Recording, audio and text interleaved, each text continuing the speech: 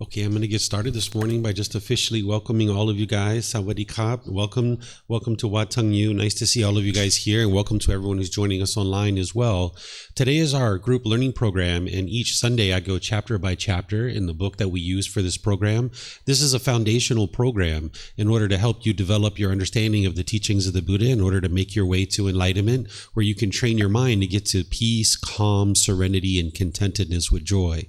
By the time you get to enlightenment, you no longer experience any discontent feelings. You will eliminate all anger, sadness, frustration, irritation, annoyance, guilt, shame, fear, stress, anxiety, loneliness, boredom, shyness, resentment, jealousy. All of these and other discontent feelings are eliminated from the enlightened mind. You're never even in a bad mood anymore by the time you get to enlightenment. You'll have focus, concentration, clarity, deep memory, and I spend 7 months over each Sunday helping students to develop this foundation just in short little classes each Sunday, and then we have a class on Wednesday as well. And then we have various courses and retreats throughout the year that you can learn from as well. We have books and audiobooks. All these things are available for you at no cost. So today's class is all about chapter 7, which is titled The Five Precepts, a Householder's Guide to Daily Practice. I'm going to be helping you guys understand these 5 impactful decisions that you could be making wisely that will produce wholesome results in your life. But if you make these decisions in unwise ways, then it's going to produce unwholesome results. And I'm going to walk you guys through helping you understand this using the original words of the Buddha. So if you've heard that the Buddha taught no killing, no stealing, no sexual misconduct, no lying, no intoxicants, this isn't actually the words of the Buddha. The Buddha didn't teach that way. That sounds like a bunch of rules and commandments. It sounds like black and white. This isn't the way that the Buddha taught. So I'm going to share with you the original words of the Buddha on the 5 precepts and then walk you through how to apply it to your day-to-day life. The way that we start our class is we start with meditation. So I'm going to guide you guys in a meditation session, and then afterwards we'll move into the teachings to help you guys understand the wisdom of these 5 precepts. So if you'd like to join for meditation, students will usually either be in the seated position on the floor or in a chair. There's actually multiple positions you can meditate in. They're seated, lying, standing, and walking. And you might learn these different positions at different times. But when students are first starting, they typically will learn in the seated position. So if you're on the floor, you might just sit with your legs lightly crossed. That way it helps the circulation flow through the legs. Some people like to put their legs off the mat. This helps to get your hips up in the air, and it lessens the angle at the hips, the knees, and the ankles. And then your hands in the arms. The Buddha put his right hand over his left with his thumbs together, and he put this into his lap. But this practice isn't about everybody doing it exactly the same way. That's not actually possible. Different people will find different things comfortable. So some people like to put their palms on their thighs or on their knees or their palms up or place their hands in their lap. Whatever's comfortable for you, you just find whatever you like. With the upper body, you would like this to be erect. This keeps the mind attentive and alert during the meditation. It also helps you to breathe because you have your sternum up and your shoulders back. So with your upper body erect, you'll notice that you have a more attentive mind as you're meditating. And the same thing for those of you guys in chairs, or if you're at home on a sofa or a bench or any other sitting device, you might just sit with your feet flat on the floor or lightly crossed at the ankles. It's really up to you. You could even sit cross-legged in a chair like what I'm doing. And then of course your hands and arms comfortable and your upper body erect. What I'm going to do to ease into meditation is some chanting. If you guys would like to see these chants, I have them on a laminated sheet over there on the table. It has the Pali chanting as well as the English translations. You can chant along if you like. The chanting isn't anything mystical or magical. It's not a prayer or worship. It's not a rite, a ritual, or ceremony. During the lifetime of the Buddha, he used chanting as a way to commit the teachings to memory. So his students would listen to him teach orally, and then every 2 weeks they would come together and they would chant his teachings or recite his teachings word for word for word. So this is how chanting actually started, just as a device to help you remember the teachings. Because the technology to write things down 2,500 years ago hadn't made its way to that region of the world where the Buddha was teaching. It was in China, but it wasn't in that region of the world. So the Buddha just spoke orally, and then the students would chant as a way to commit the teachings to memory. So there's nothing mystical or magical. It's nothing a rite or ritual or ceremony or prayer or anything like this. It's just to help ease the mind into meditation nowadays, because we don't need to chant in order to remember the teachings, because we have books, we have audiobooks, we have videos and podcasts and all other things like this. So if you'd like to chant, you're welcome to chant along. And I'll ease into meditation that way. Then there'll be a period of time where I'll be giving you some guidance and you'll hear me guiding you in the meditation. But then there's going to be a period of time where it's just quiet. We're all going to be meditating together. Those of us here at the temple, those of you guys online, we'll just all be meditating together at the same time. Then we'll come out of the meditation with some chanting. And then that's where I'll start the class with helping you guys understand the 5 precepts, a householder's guide to daily practice. So if you'd like to join along for the meditation and the chanting, feel free, and I'll come back in after the chanting with some guidance.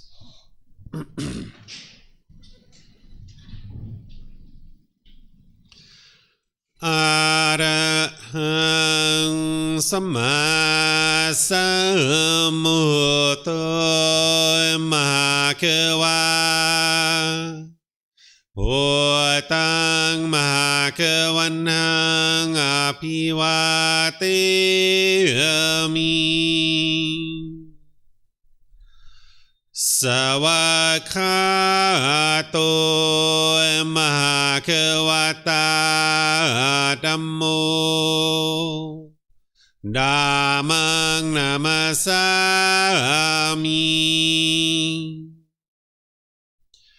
Supatipano Mahakavato Sāvaka Saṅkho Saṅghang Namami Namo Rasa Bhagavato Arahato Samma Sambuddhassa Namo Rasa Bhagavato Arahato Samma Sambuddhassa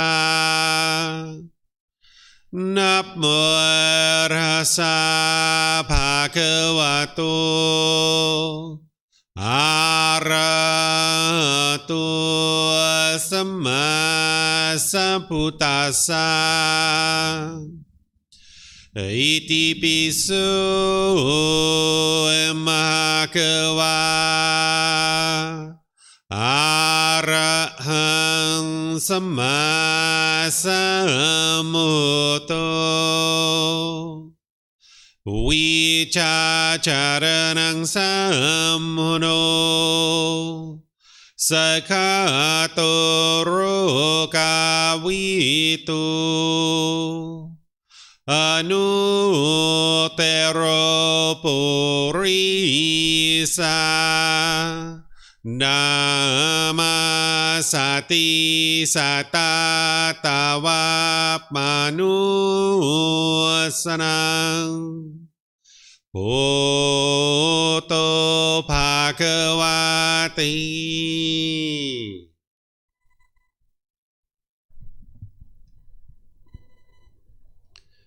Okay, with the lower body and hands and arms comfortable, and the upper body erect, just close the eyes and start breathing in through the nose and out through the nose. Here you're just looking to establish the breath. A nice, natural, steady, consistent breath. Not forced or controlled. Just a gradual inhale through the nose, experiencing the full breath. And then whenever you're ready, exhale out through the nose. Breathing in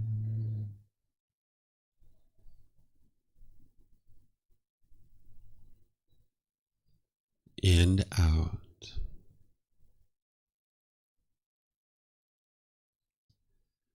Breathing in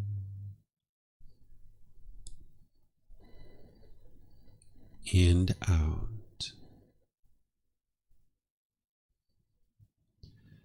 Your breath may not match up with the guidance that I'm providing, and that's okay.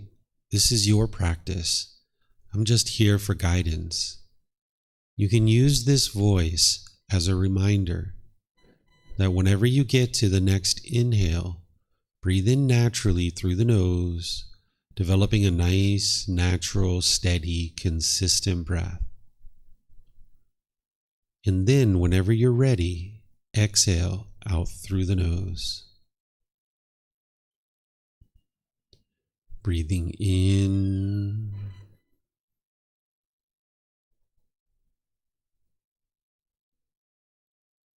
and out.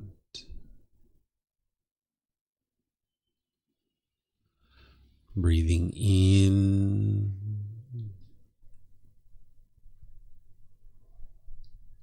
and out.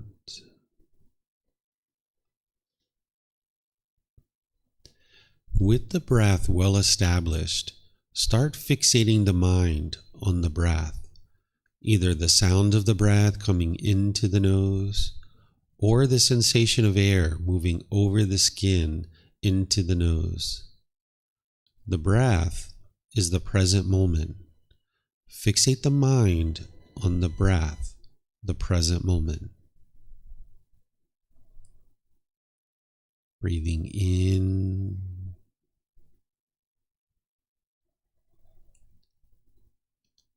and out.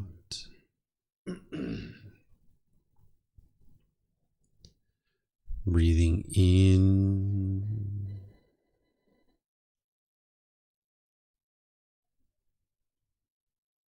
and out.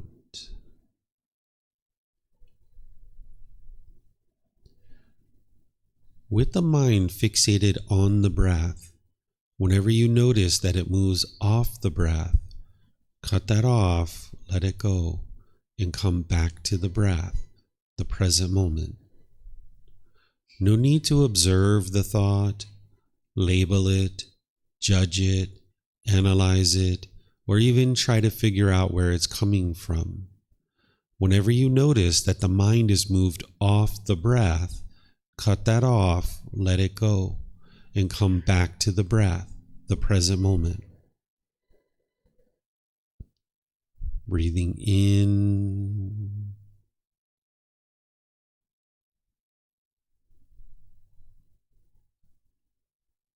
and out.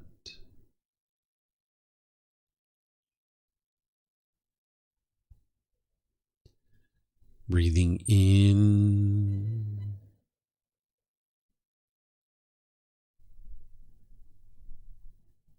and out.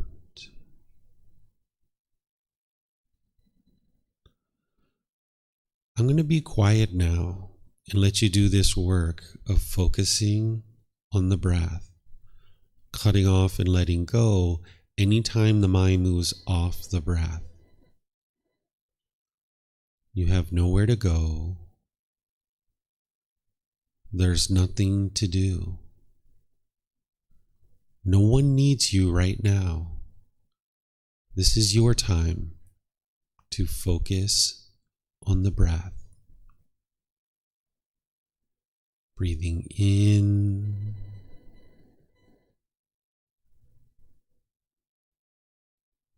and out.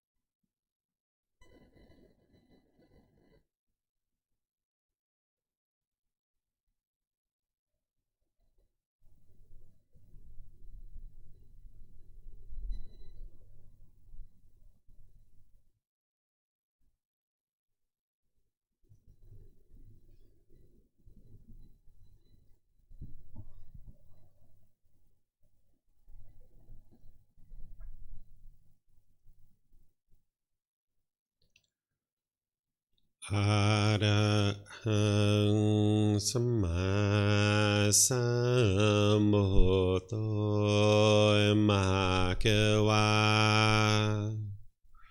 พุทธังมหาเกวันหังอภิวาเทมิสวากขาโตมหาเกวตาธัมโมธัมมังนามัสสามิสุปฏิปันโนภะคะวะโตสาวกสังโฆสังฆังนามามินะโมตัสสะภะคะวะโตอะระหะโตสัมมาสัมพุทธัสสะนะโมตัสสะภะคะวะโตอะระหะโตสัมมาสัมพุทธัสสะนะโมตัสสะภะคะวะโตอะระหะโตสัมมาสัมพุทธัสสะอิติปิโสมหะเกวาอะระหังสัมมาสัมพุทโธวิชาจารนังสัมมุโนสกาโตโรกาวิโตอนุเตโรปุริสาธัมมาสติสัตตาตาวามนุสนังพุทโธภะคะวะติ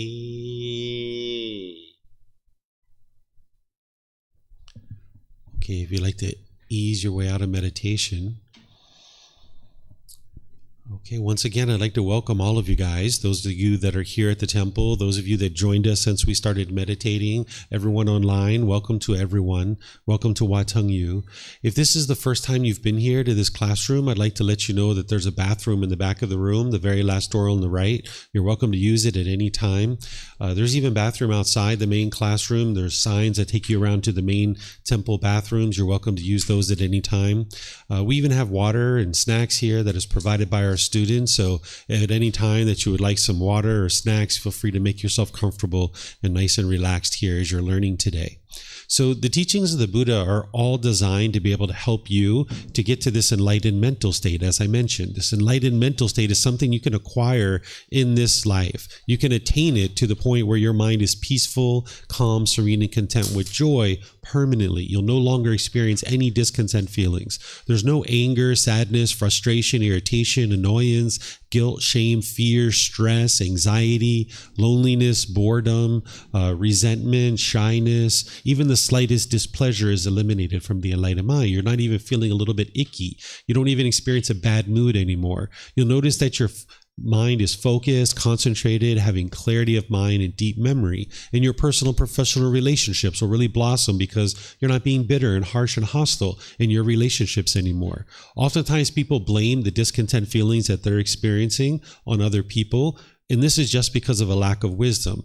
In the unenlightened state, the mind lacks wisdom to realize that it's actually your own mind that's causing your anger. when you get frustrated or agitated or annoyed, it's not something external that is causing this. It's actually what's going on in your own mind. And I've taught this already in this group learning program. This is the very first teaching that you need to learn to get on the path to enlightenment. It's called the Four Noble Truths. This is where the Buddha describes the problem in the unenlightened mind, the cause of that problem, the elimination of it, and the path forward. And the teachings of the Buddha are something that you can independently verify. The things that I'm going to teach you today and the things that I teach you throughout all the different times that you learn with me, you can independently verify that it's true. So your mind causing its own discontent feelings, while you might not understand that right now, and you might firmly believe that other people are causing you to be angry or sad or frustrated, you can get to a point where you learn his very first teaching of the Four Noble Truths, and you can discover and independently verify how it's your own mind that's causing these feelings. So the teachings of the Buddha, they're not a bunch of beliefs of things that you believe and then you hope something good happens when you die. They're also not a bunch of rules or commandments. There's no rules or commandments in the teachings of the Buddha. He didn't use guilt or fear or shame or punishments and rewards to be able to help you to understand his teachings. Instead, his mind was already peaceful and already joyful, and he's helping you to understand what it took for him to be able to get to that. And the primary thing that it took is him to cultivate wisdom and training his mind. And the way you get to wisdom is you learn something, you investigate it, you examine it, you then reflect on it to see if you can independently verify it, and then you practice it, integrating these teachings into your life, and you'll see for yourself that the condition of your mind and the condition of your life improves. Because you know, in situations where you're angry and frustrated and agitated, you know when those situations happen. And when you've been training your mind with these teachings and those same situations are occurring and you're not angry or frustrated or agitated, you'll know that your mind is progressing, and it's these teachings that are helping you to accomplish that. So there's nothing here that I'm going to share with you that is based in belief. It's all about learning, developing, practicing the teachings gradually over time, and getting to the point where you cultivate and acquire more and more wisdom. Because when you make wise decisions in your life, you will experience wholesome results. But when you make unwise decisions, you will experience unwholesome results. This is the results of our decisions. It's also referred to as Kamma. So in the teachings of the Buddha, you're awakening to this natural law of Kamma, or some people refer to it as karma. The word karma is the Sanskrit version of this word, where the original teachings of the Buddha are in the Pali language. So people who study the original teachings of the Buddha will tend to use this word of Kamma. If it translated to just one English word, I would just use that, because it's so much easier for everybody to just speak in English and learn the teachings in English. But it doesn't translate to just one English word, so therefore I still need to use this Pali word in order to explain this to you. What the word Kamma is its cause and effect, or action and result. It's the results of your decisions. And when you make wise decisions, you'll experience wholesome Kamma. And when you make unwise decisions, you will experience unwholesome Kamma. Kamma is not something that is punishments and rewards. It's not mystical or magical. It's nothing to believe in. Instead, you can learn it, you can understand it, and you can cultivate the wisdom to see the truth for yourself that you are experiencing the results of any decisions that you make.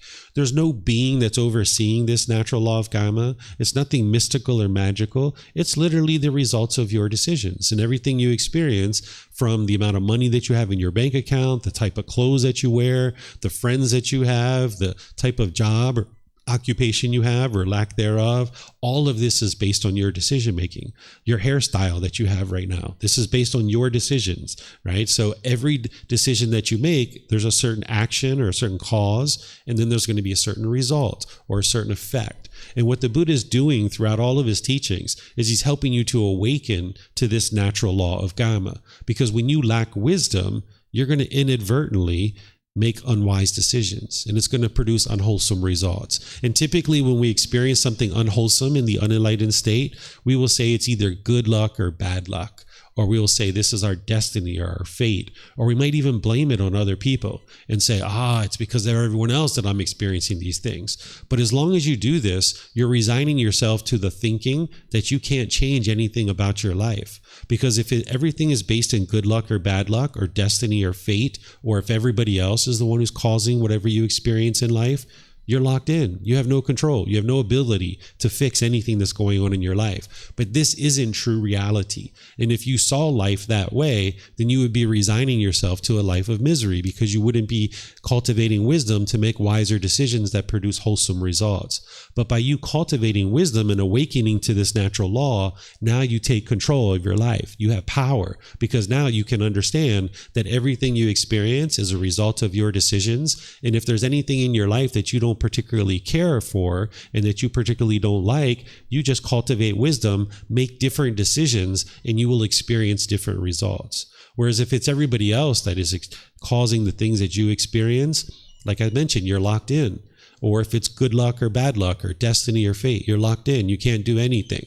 But if you don't resign yourself to that and you start seeing more and more this natural law of Kamma, then you realize all you need to do is cultivate wisdom, make better decisions, and you'll experience wholesome results. So this topic that I have to share with you about the 5 precepts, this is going to help you to understand 5 impactful decisions that you can make, that you can make these either wisely or unwisely, and it will produce either wholesome Kamma or unwholesome Kamma. The teachings of the Buddha, they're not black and white. What I'm going to share with you are his original words, but then I'm going to teach those to you and walk you through applying it to day-to-day life. And understand that when I'm teaching you the 5 precepts, they're not rules, they're not commandments, it's not black and white, it's not any of that kind of stuff. It's to help you cultivate wisdom of what it is that you would like to choose to do in your life. The 5 precepts aren't to try to convince you to do any particular thing, because it's your life, it's your decisions. You need to make whatever decision you feel is best for you. What these 5 precepts do is they inform you of this natural law of Kamma, so that you can see the cause and effect in the action and result. And as I teach it to you, you don't believe what I share with you. Don't believe anything I say or write in books or anything that you hear anybody teach. Instead, you learn it, examine it, you investigate it, you reflect on it to independently verify it, and you practice it. And as we go, I'm going to open up to questions at different times so that you guys can ask any and all questions that you like. And for those of you guys here at the temple, if you would like to ask questions, I would just ask that you use the microphones here in the white bowl, because then the people online will be able to hear you. We'll be able to hear you here as well. But there's people online who are joining us that'll be interested to hear your questions. There's a gray button on the front of the microphone. You just press it. The lights come on. You just wait a second or so. You hold it up to your chin and we'll be able to hear you. And then you can just keep the microphone with you, because you might have additional questions, or the people around you might have questions, and you can share the microphone with the people around you. We have plenty of microphones. And then for those of you guys that are online, whether you're in Facebook, YouTube, or Zoom, you can ask questions by putting that into the comment section. I'll be able to see that and I'll answer your question for you. And then for those of you guys in Zoom, you have the added feature that you can electronically raise your hand and then open up your microphone. We'll be able to hear you here at the temple, and they'll be able to hear you on the live stream. So this first precept is the word. These are the words of the Buddha here to help you understand what he's teaching. And then I'm going to show you how to apply it in day-to-day life. So the first precept, the Buddha shares, abandoning the taking of life, refraining from taking life, without stick or sword, diligent, compassionate, trembling for the welfare of all living beings. So when you see a teaching from the Buddha like this, you should investigate it. You should examine it. And when you're looking at this, the first thing you see is that he's talking about living beings. So the first question you should ask yourself is, how do I know what is a living being? You need to define what a living being is to be able to apply this precept. Because what the Buddha is teaching you is that if you cause harm to others, harm is going to come back to you. That's what the natural law of Kamma is, that when you make harmless decisions, they're wise decisions and it's going to produce wholesome results. But when you make harmful decisions that you're causing harm, this harm is going to come back to you. So what the Buddha is teaching you here is that if you harm living beings, that harm is going to come back to you, right? So the first thing you need to ask yourself is, what is a living being? Well, the Buddha gives guidance in something that's called the 5 aggregates, or the 5 collections, or the 5 elements. This is how you determine what a living being is and what a living being isn't. The 5 aggregates are that a living being is going to have physical form. Remember, you're not believing me. You're reflecting on this to identify whether it's true or false. A living being, and you know you're a living being, has physical form. That's the first aggregate. The second one is that it has feelings. There's certain feelings. The third one is perceptions. What a perception is a view or opinion about the world. Then the fourth one is called volitional formations. This is choices and decisions. A living being is going to have free will. They can make certain choices and decisions. And then the fifth aggregate is a consciousness or the mind. So these are the 5 things that a living being is going to have: physical form, feelings, perceptions, volitional formations or choices and decisions, and then a consciousness. So you can take this and reflect on it, and you can see that you have all 5 of these things. And you can see that a squirrel has that, a cat has that, an ant has that, a bird has that. They have all 5 things, right? But like this chair that I'm sitting in, it doesn't have all 5 aggregates, right? It has physical form, but it doesn't have feelings. It doesn't have perceptions. It doesn't have views and opinions about the world. It can't make choices and decisions. It can't pick itself up, walk down the street, and set itself back down. And it doesn't have a consciousness or a mind. So this is how you can independently reflect on something like the 5 aggregates and determine whether it's true or false. Is take a living being that you know to be a living being, like this being who you are, and you can see you have all 5 aggregates. But then go further and take something that you know is not a living being, like this chair or this carpet or something like that. And you can see that, yeah, it doesn't have all 5 aggregates. And this is how you can see the truth for yourself, that the Buddha is indeed describing what a living being is. So this is something that usually students learn, the 5 aggregates, as they get further into the teachings of the Buddha. And I kind of give this shorthand way of thinking about a living being, which is a living being is oftentimes comes from an egg, a sperm, and it has a consciousness. But this isn't always true. But this is just kind of like a shorthand way to think about it as you're starting to understand the 5 aggregates as you get deeper into the teachings of the Buddha. So a living being is going to have all 5 aggregates. And you can understand that plants and bacteria are not a living being. And the challenge in the unenlightened state is we typically will use vocabulary that doesn't necessarily reflect true reality. So we might say, I'm going to go kill this tree, or I'm going to kill this bacteria in my body by taking an antibiotic, or I need to take this medicine and kill this virus in my body. But if you understand the 5 aggregates, then you can understand that a plant doesn't have all 5 aggregates. And bacteria and virus, they don't have all 5 aggregates. So a plant, for example, it has physical form, right? It has physical form. It doesn't have feelings. It doesn't have perceptions, which are views and opinions about the world. It can't make choices and decisions. It can't pick itself up, walk down the street and replant itself. And it doesn't have a consciousness, or it doesn't have a mind. And the same thing with a bacteria or a virus or something like this. It doesn't have all 5 of those aggregates. So in the unenlightened state, we will sometimes falsely talk in ways that are confusing or that have misunderstandings baked into them. So we might say, I'm going to kill this virus, or I'm going to kill this bacteria. You're not killing it, because you can't kill something that's not a living being. In reality, what we're doing is we're harvesting the plant. That's what we're doing. We're harvesting it in order to acquire some kind of resource that we need to sustain our life. Or for a bacteria or a virus, we might be eliminating it out of the body, but we're not killing it because it's not a living being. So if you understand this, then it helps you to be able to apply this precept in your day-to-day life and understand that you're not causing harm to a bacteria or a virus. That's why when you use an antibiotic in order to eradicate this bacteria or virus from your body, there's no unwholesome result that's occurring. You're experiencing wholesome results. Whereas if you were causing harm to a living being, you would experience unwholesome results. And the same thing when you harvest a plant. When you harvest a plant, you're not causing harm, so there's no harm that comes back to you. What we've learned over time is if we're going to harvest trees, we need to maybe harvest 1 tree and plant 5 or 10, right? At one time, we used to just harvest, and we didn't realize as a human society that we needed to plant trees also. But now people more and more have learned that we need to plant if we're going to harvest, right? So this is why there's no harm that comes to you when you're doing something like eliminating a virus from the body or eliminating the bacteria from the virus. You're only experiencing wholesome results. And you can see this through the natural law of Kamma.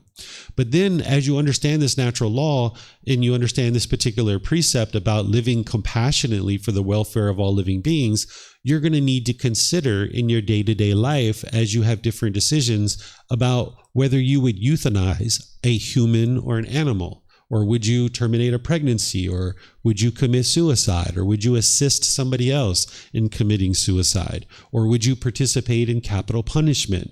Or would you go to a war or any other government-sponsored killing? Or would you murder somebody? These are all intentional killings, but whether you choose to do these things or not, it's your choice. I'm not here to tell you whether you should or shouldn't do these things. These are your choices. What I'm here to do is help you understand the natural law of Kamma, that there is a cause and effect or action and result, that you're going to experience some types of consequences as a result of any decision you make, whether it's wise or unwise. And these things aren't black and white. It's not like a situation where it's always wise to do this or it's always unwise to do that. You need to apply this precept in situations that are unique to you. And sometimes students come and ask teachers to help them and guide them in any kind of decision making. And if a teacher is teaching the teachings of the Buddha in the way that the Buddha taught them, we won't tell you what you should or shouldn't do, because that's a choice for you to make. We will just advise you on the natural law of Kamma, saying, okay, if you make a decision in this way, here's what you will experience. If you make a decision in this way, here's what you will experience. And then you make the decision that's right for you. So what I'm going to do is I'm going to take a couple of these and walk you through some potential decision making, but this isn't to say this is exactly how you should make decisions. I'm just going to show you how you can apply this precept to all of these different, or a couple of these situations. So let's take one that some people like to talk about, which is termination of a pregnancy. Now, some people think of this as a political issue. I don't, because this is a human issue. This is a medical technology that we have to terminate a pregnancy.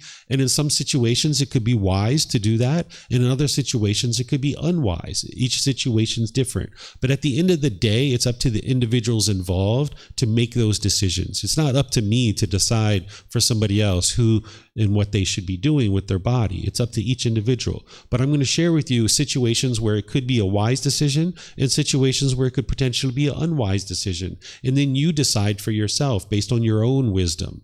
So termination of a pregnancy, or some people refer to it as an abortion, is a medical technology that we can use in order to terminate a pregnancy.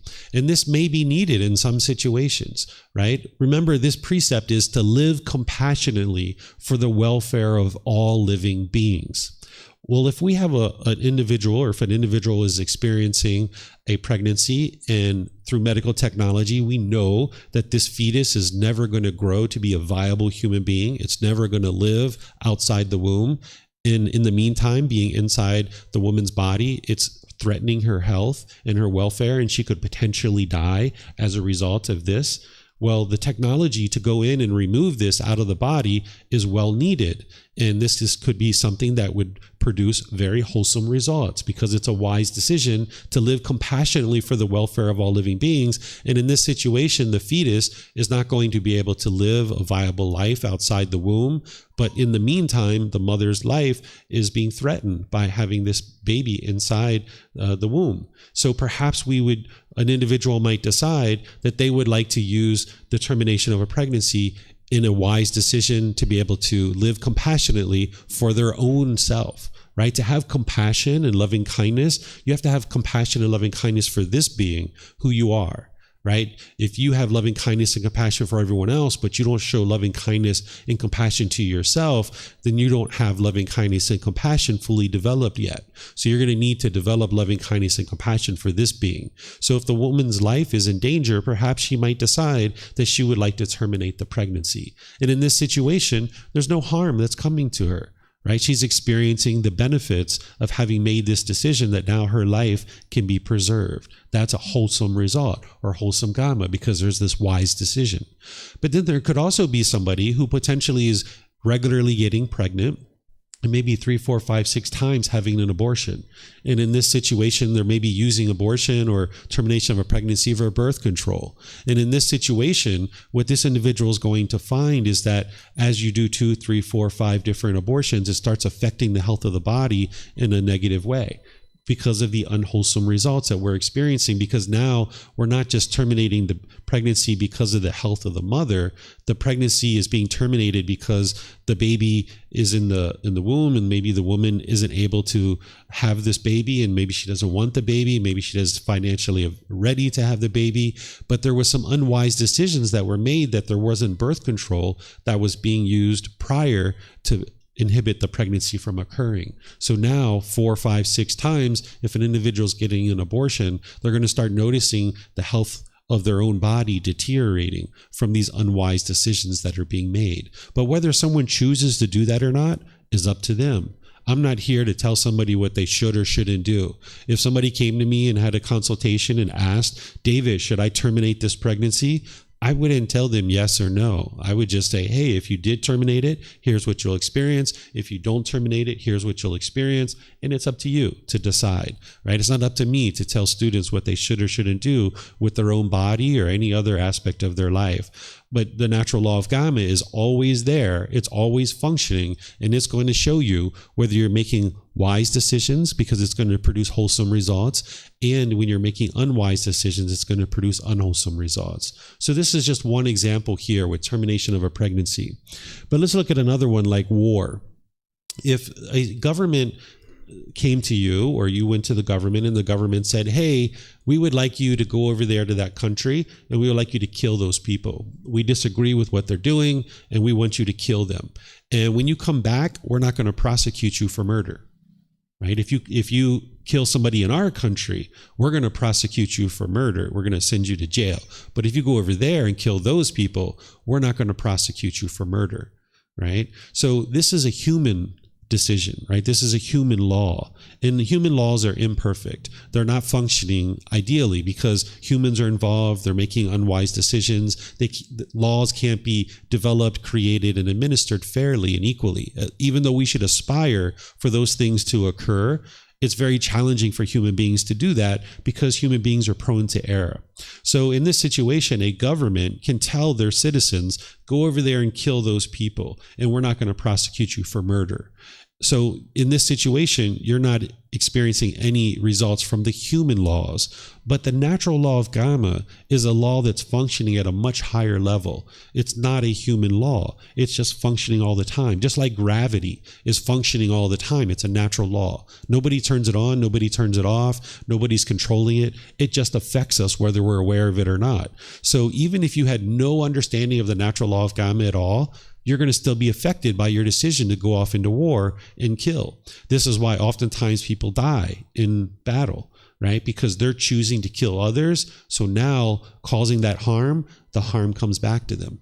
Or they might get significantly injured. You might get amputated arm or leg, or you might get a brain injury or something like this. Or you might have mental challenges when you come back from the war. Or some people commit suicide who've been off to war. Or some people get addicted to drugs and alcohol and things like this. These are all the unwholesome results of having made the decision to go off into war and kill. But whether somebody chooses to do that or not is up to them. It's not up to me to decide for them, but this is the natural law of Kamma, that you can't escape the natural law of Kamma. Your government can tell you, yeah, go over there and kill those people. We won't prosecute you for murder, but you're still going to experience the results of your decisions of having gone off to war and chosen to kill other people. You will likely be killed yourself. You can get injuries. You can get brain injuries. You can get mental challenges. You can get to the point where you commit suicide, or you can get addicted to drugs and alcohol and other substances like this. This is the results of having gone off and done these things. And sometimes when people come back from a war, they find it very hard to reintegrate into society. They sometimes end up homeless and other difficulties and struggles in their life. This is the result of those decisions of having caused harm. Now this harm comes back to you. So you can look at all of these at different times, and you can decide for yourself what's wise and what's unwise. Where you need help, you can ask me and I will help you. Then there's things like a DNR. Sometimes students ask me about this. It's called a do not resuscitate. There's countries where you can sign a legal document that says, if you die, don't bring me back to life. Like, don't use medical technology to bring me back to life. And sometimes students ask me, is this practicing this precept? Am I living compassionately, or am I actively killing a living being? In this situation, you haven't killed anybody.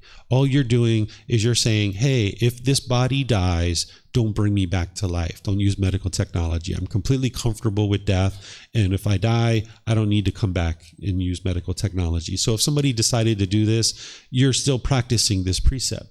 And then sometimes people ask me about defense or protection. Like, what if you're in your home at 2 or 3 a.m. in the morning sleeping and somebody breaks into your window and starts coming at you?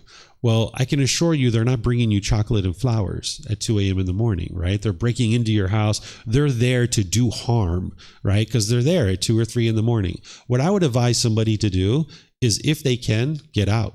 Just get out of the house, right? If they would like to steal something, if they like to break something, go ahead. Go somewhere else, call the police. They're the ones who have the tools and the equipment and the training to deal with this situation. But remember, this isn't black and white. You're not going to always be able to get out of the house. You might look outside the house and there's a fire, or maybe there's a gang of people outside your house, right? You might not be able to get out. You might be backed up in a corner and now you've got somebody coming at you. Well, in that situation, if someone's coming to do harm, then if harm comes back to them, that is their karma. You didn't go out intentionally looking for this situation to occur, but this situation came to you. And now if you needed to defend yourself, go ahead, right? This is why you won't experience any unwholesome results in that situation. But what I advise people to do is cause the least amount of harm as possible in this situation. So if they've got a stick or a piece of wood, you try to find a bigger piece of wood or a bigger stick, right? Or if they have some other device, try to find something that's going to cause the least amount of harm as possible and stop this situation from occurring. That's what you would like to do. Okay? So defend yourself if that's what you need to do, because you need to live compassionately for the living beings. This is a living being right here, and you're making decisions about living compassionately. So if you were to just sit there and let someone beat you up or stab you with a knife or do any other things to it, you're not living compassionately for this living being. You need to live compassionately for this living being. And then sometimes people ask me about consuming animal products and eating vegan or having a vegan lifestyle. If you would like to transition to this would definitely be living compassionately for the welfare of all living beings, because when you're eating animal flesh, you're not just eating the animal flesh because the animal had to die in order for this to occur, but you're also eating any drugs or hormones and toxins that are in the meat.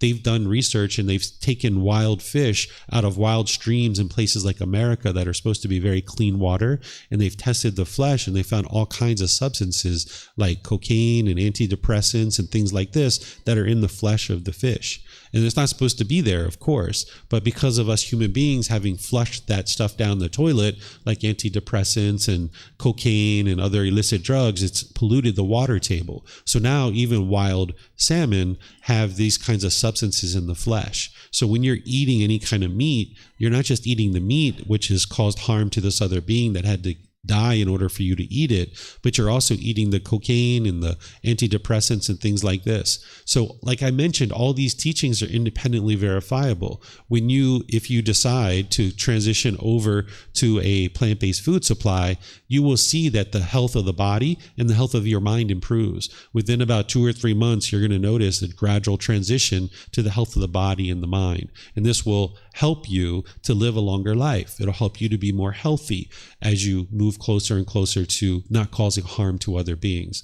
But when or if you ever choose to do this, it's up to you. It's your decision. I'm just here sharing with you the natural law of Kamma, that it's very clear that when you eat meat, there's more sickness in the body. They've done a lot of research on this. Like during World War II, for example, in Germany, right after World War II, the people were very poor and they didn't have much money, so they were eating mostly plants, and illness and sickness significantly dropped off. And then afterwards, when they started having money again and they started eating meat, sickness came back into the population. They're noticing the same thing in China right now, that in China, they're starting to eat a lot of meat, where at one time they were eating more plant-based foods, and disease and sickness in China is starting to increase because of this. So you can see this in the research that scientists are sharing with us, but you can also see it with your own body, that if you choose to move to a plant-based food supply, you're going to experience less digestional issues because you have less bacteria going into the body. You'll notice more clarity in your mind and more brightness in the mind. But again, whether you do this or not, totally up to you. It's your life. It's your decisions. I'm just pointing out the natural law of Kamma to be able to help you see that cause and effect, that when you're making a certain decision, there's a certain action and there's going to be a certain result. And our decision to eat meat, if we choose to do that, it's going to produce more sickness in the body because of this unwise decision. So let me know if you guys have questions on this precept before we move on to number 2. So if you guys have questions here, feel free to get a microphone. And for those of you guys online, you can put your questions into Facebook, YouTube, or Zoom. Or in Zoom, you can electronically raise your hand and ask any questions that you like. Yeah, I just wanted to ask about what's about egg and milk or other non-meat animal products. Yeah, so even in these situations, you're still experiencing the results of having making a decision to eat and ingest animal products. So in a situation where we're eating eggs, there's all these chickens that are essentially being enslaved in order to provide us something that we need. And now, as a result of this, we're experiencing not only sickness in the body because those chickens are being injected with antibacteria and growth hormones and all kinds of other things, and that's getting into the egg. And now when you eat it, it's affecting your body as well.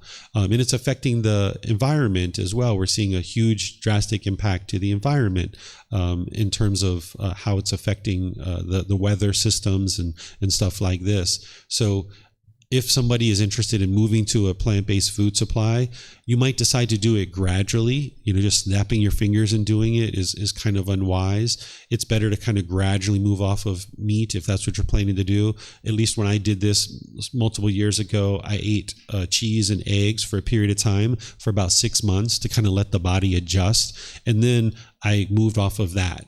And then there was a period of time where my B12 dropped and I just kind of finished this up recently, where I needed to start eating a couple of animal products like eggs, and I ate some ice cream and things like this to build up the B12. And then now the supplements are kind of helping to support the B12 because I intentionally let my B12 drop because I saw that people suggested if you're a plant-based eater to take B12, but I wasn't interested in believing it, so I needed to test it for myself. So I didn't take B12, and then I noticed that it dropped off significantly. I started experiencing symptoms from that, so then I needed to build it back up. So I started taking supplements, but I also ate a little bit of animal products because I wasn't able to build it up easy enough with just the supplements alone. So animal products of whether it's leather goods or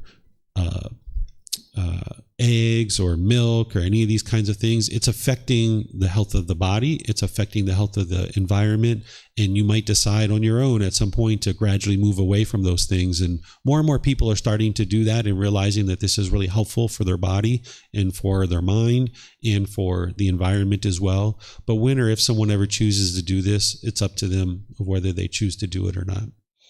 Mm-hmm. You have a question? Yeah.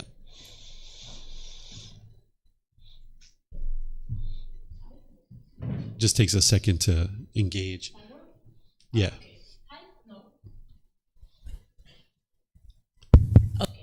No? Yeah? Okay. How do we know we are making a wise decision? Mm-hmm. I understand the enlightenment is avoiding the attachment to emotions. We cannot avoid emotions. But imagine a decision makes us happy and gives us pain at the same time. But we can control by not attaching to these emotions. So we can, if we avoid and we run away from not suffering or not having pain, but at the same time, if we avoid this decision, we wouldn't have happiness. Mm-hmm. Understand? Yeah, I think I understand. But if my answer doesn't fully answer your question, just ask a follow-up. So it's actually not true that you can avoid emotions. Mm-hmm. You can eliminate the strong feelings that you experience. That's what enlightenment is.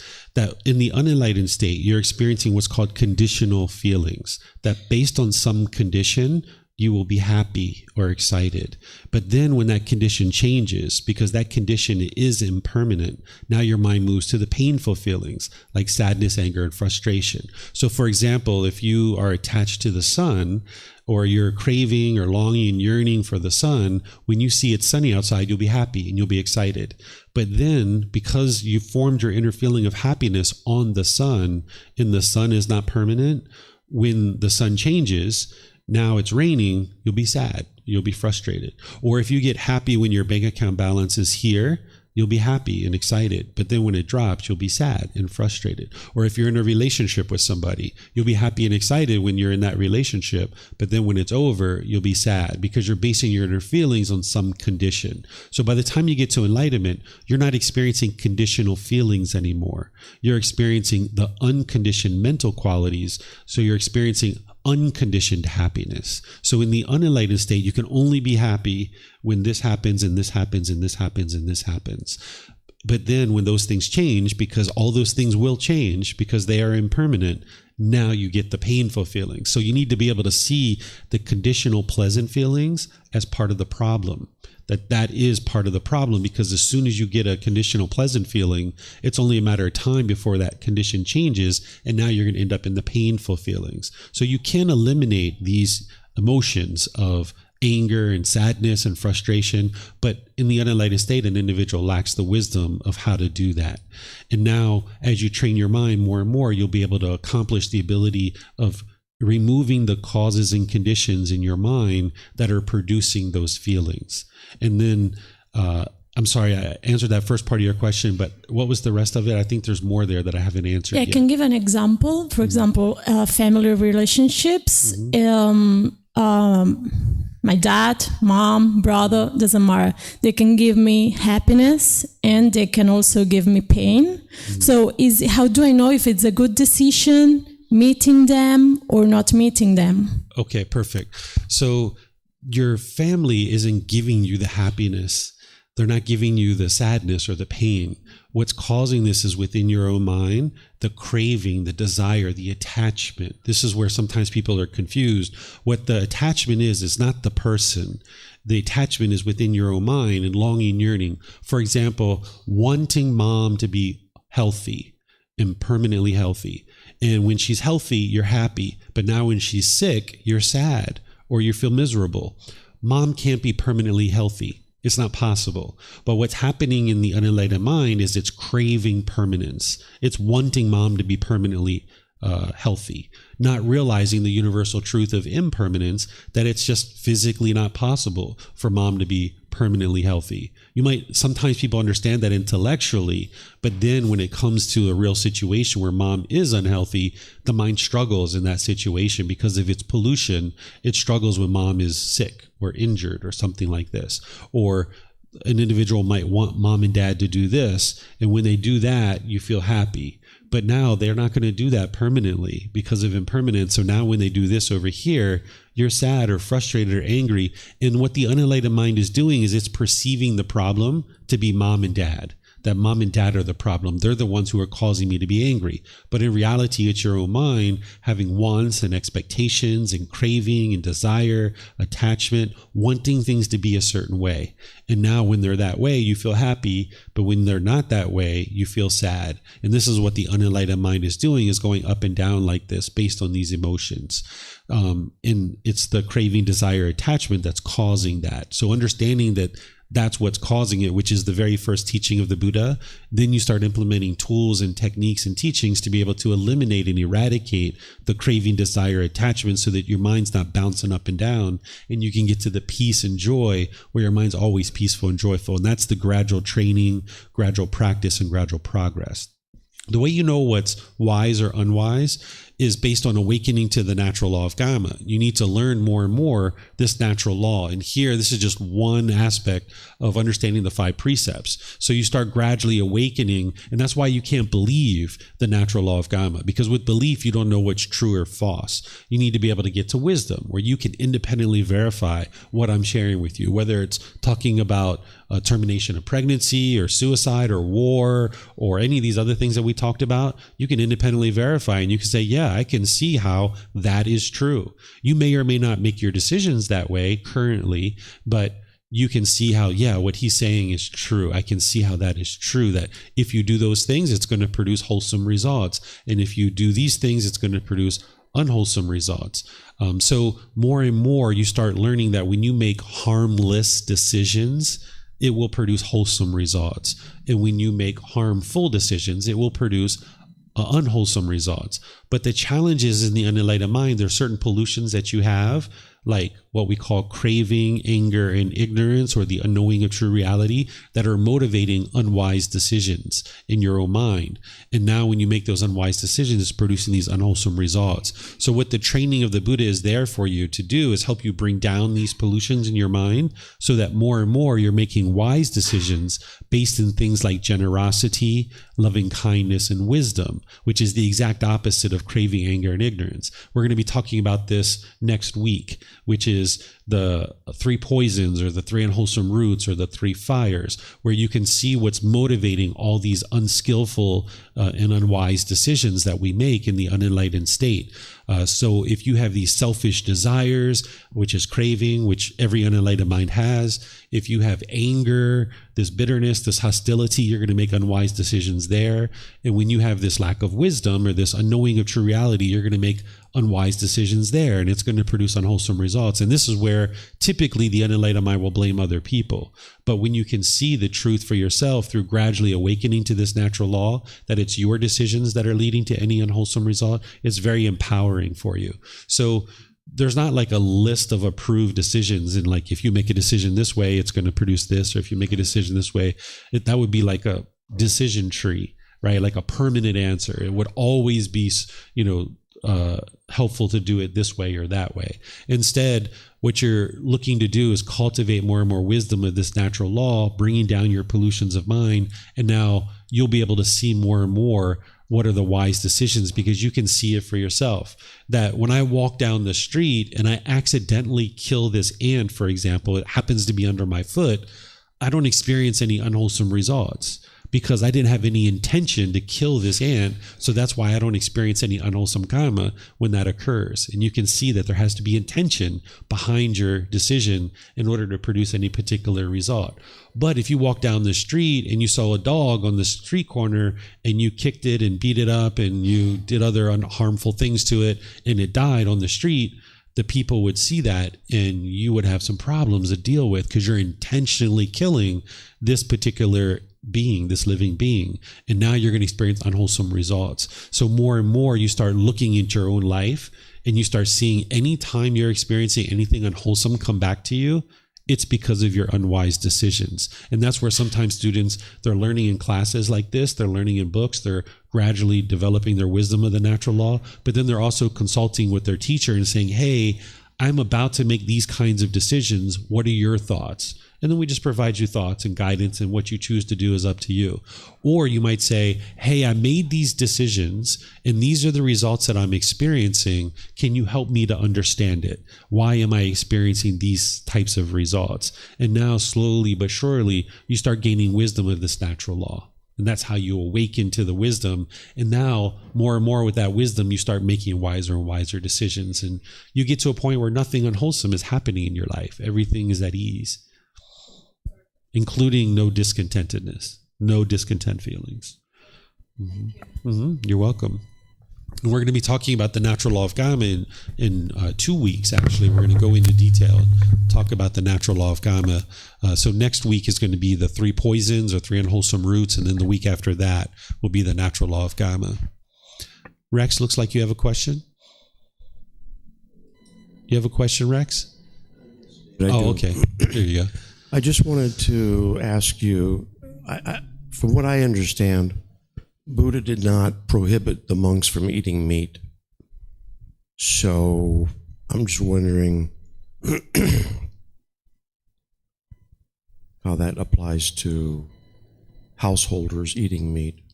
Yeah, so this is a big misunderstanding in Thailand and other parts of the world. Some places they think that the Buddha didn't teach to not eat meat, and other places people have the discourse and have the words of the Buddha that show that he did teach to not eat meat. So here in Thailand, a lot of meat is being ingested. And this is why we see a lot of stomach cancer in Thailand. It's a very high on the list of killers for people who die in Thailand. They're dying from stomach cancer from all this grilled meat. This is the results of their decisions. So the Buddha did teach that it would be unwise to do this. And he even you can see the discourse where he says people are going to slander him and they're going to gossip him and say that he ate meat when in reality he actually didn't. This is a discourse from the Buddha. Whether you choose to eat it or not is up to you.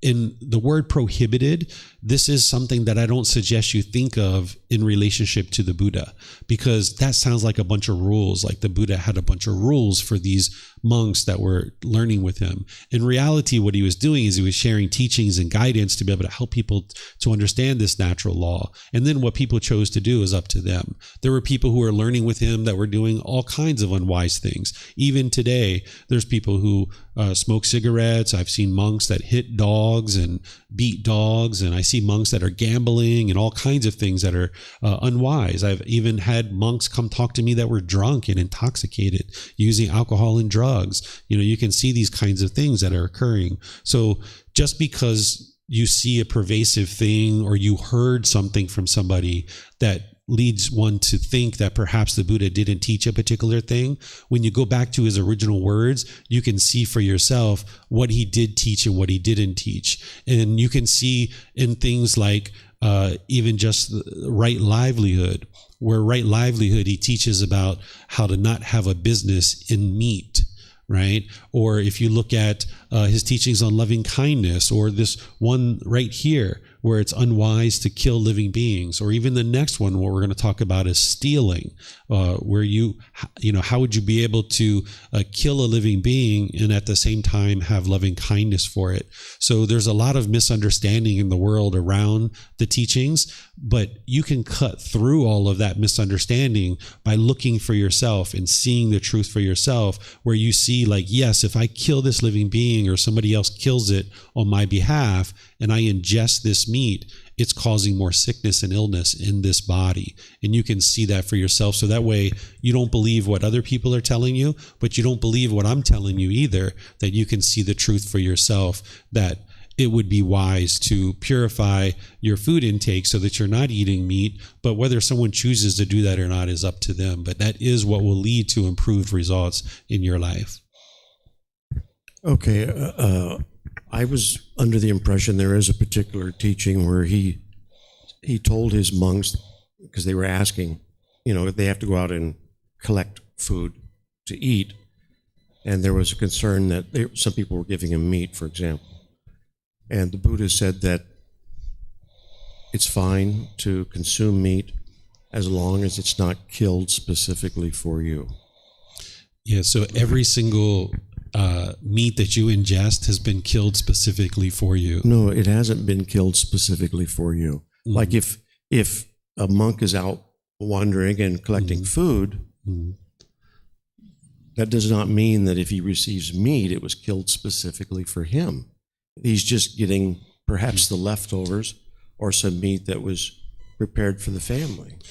So you can't say that if I go out and eat a pig or pork or chicken or beef, that was killed specifically for me. Mm-hmm. It was not killed with any intention of myself. Yeah, this is the challenge with when things are being presented and talked about, is that the mind will try to find all kinds of ways to justify what it's currently doing. And whether you choose to eat meat currently, that's up to you. That's your choice. You're going to experience the results of those decisions. But I can assure you that in eating meat, it's affecting the health of your body. It's affecting the health of your mind. But whether you choose to do that or not is up to you. When somebody's ingesting meat, it's been killed for them, because now this animal was killed. They're now choosing to eat that meat and it's being killed for them. So whether you think of it that way or not, it's up to you. I've already made my choice that I eat plant-based food, but that doesn't mean everybody should do exactly the same thing as me. Everybody needs to make the same individual decisions for themselves, and it might not be the same decision for me. So whether you choose to eat meat or not, up to you, Rex. But for me, what I'm sharing with you is that you will notice improved health with your stomach, with your mind, with other parts of your body if you choose to move off of meat into plant-based food. But whether you choose to do that or not is up to you. And it's important to be able to look at the original words of the Buddha where he teaches what it is that you think that he's teaching. Because so far what you've said is, I've heard that this is what he taught, but you haven't seen it for yourself. It's important to be able to see the words of the Buddha for yourself. And this is why I share it in this book series. And you can see the suttas or the discourses where the Buddha describes all the different aspects of his teachings, like this one right here, where he's teaching not to kill living beings. So when you just work on hearsay or your perception or what somebody's told you, you don't know the truth. But even when you see words like this, you need to be able to penetrate into it and be able to see the truth of this cause and effect and action and result, where you can see if you eat meat, it's causing more sickness and illness to the body. And always be aware that the mind's going to want to hold on to these unwise decisions. It's not going to be interested to see the truth. It's not going to be willing to let go of meat. And at one time, human beings were plant-based eaters. And you can see this with our teeth, that we were always plant-based eaters for a really long time. And then out of necessity, we switched over and started eating meat. And now more and more people are realizing how unwise that has been. And people are switching back to plant-based food. But again, whether you choose to do that or not, totally up to you. Okay, any other questions here? Yes, Christopher.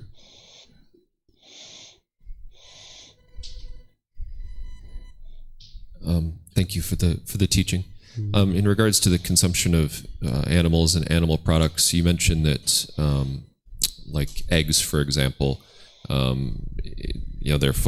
often treated with antibiotics or other chemicals, as are animals. You're ingesting those toxins, that's clear. But many animals, like chickens, for example, that are in a commercial farm, they're also suffering. Pigs, for example, are very intelligent, and they understand when they're going to be slaughtered. They're often transported in very almost, like punishing conditions. So you're consuming like the toxins, but are you also consuming like their emotional suffering, or does that not transfer? So for example, I would prefer to eat an egg of a chicken that is not, in a commercial. Does that make any difference whatsoever? The conditions that the animal are in, and are we also ingesting like their emotional experience and their suffering?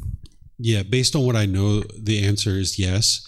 And the way that this is occurring is chemically. So if you have like a manufacturing farming where there's a whole bunch of pigs and they're being killed one by one by one by one, then the other pigs, the fear is arising and it's releasing chemicals into the flesh.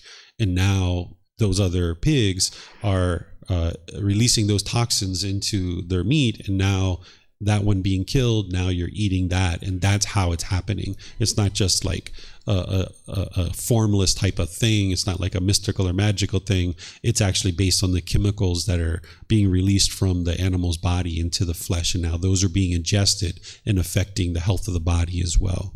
And the same thing can happen with eggs and milk and all these kinds of things, like milk, dairy products. There's, I don't know if you're aware, probably are, how cows, in order to have milk, they have to be impregnated every so often. And then when they deliver the baby, they kill the infant calf right away. And then this way that the calf isn't drinking the milk of the mother, but then the milk is coming out and it's being used by human beings. And one of the things that I thought about when I was transitioning and deciding to transition over, I thought about, if there was some being that was on this earth that was more powerful, more dominant than us, and we were being kept in cages and they were harvesting things off of our body in order to eat them and to sustain their life, we wouldn't stand for it. We would revolt, right? Because we're not interested in being in cages and having people harvest things out of our body to eat. But yet here we are as human beings, and we've done this for a long time, that we're keeping other beings trapped in a life of servitude for our own selfish desires, when in reality, we can transition over to plant-based food like we once were. We were plant-based eaters when we first started, and we can allow these beings to live their life. And that would be better for our health. This is one of the reasons why we experience diseases and illnesses coming into the human world, like things like COVID, which we all just experienced. This came over from the animal world into the human world. Things like bird flu and HIV and swine flu and mad cow disease and all these different illnesses. It's because of our close contact with animals, and now it's bridging over and it's jumping over into the human world. This is our unwholesome results of killing so many animals and relying on them for the things that we do in order to sustain our life. So we know that we wouldn't stand for it. If there was some being that was controlling us and keeping us in cages, we wouldn't stand for it. We would revolt. Well, these chickens and pigs and other animals, they can't do that because they don't have the same level of consciousness and mind as we do. But if we think about like, well, we wouldn't want someone to do that to us, but why are we doing it to somebody else? And as a result of making those unwise decisions, that's why we keep experiencing all these illnesses. So it's great that we have a vaccine for COVID, and some people have chosen to take that, but the next virus is waiting. There's a multitude of viruses waiting in the animal world. These vaccines didn't solve the problem.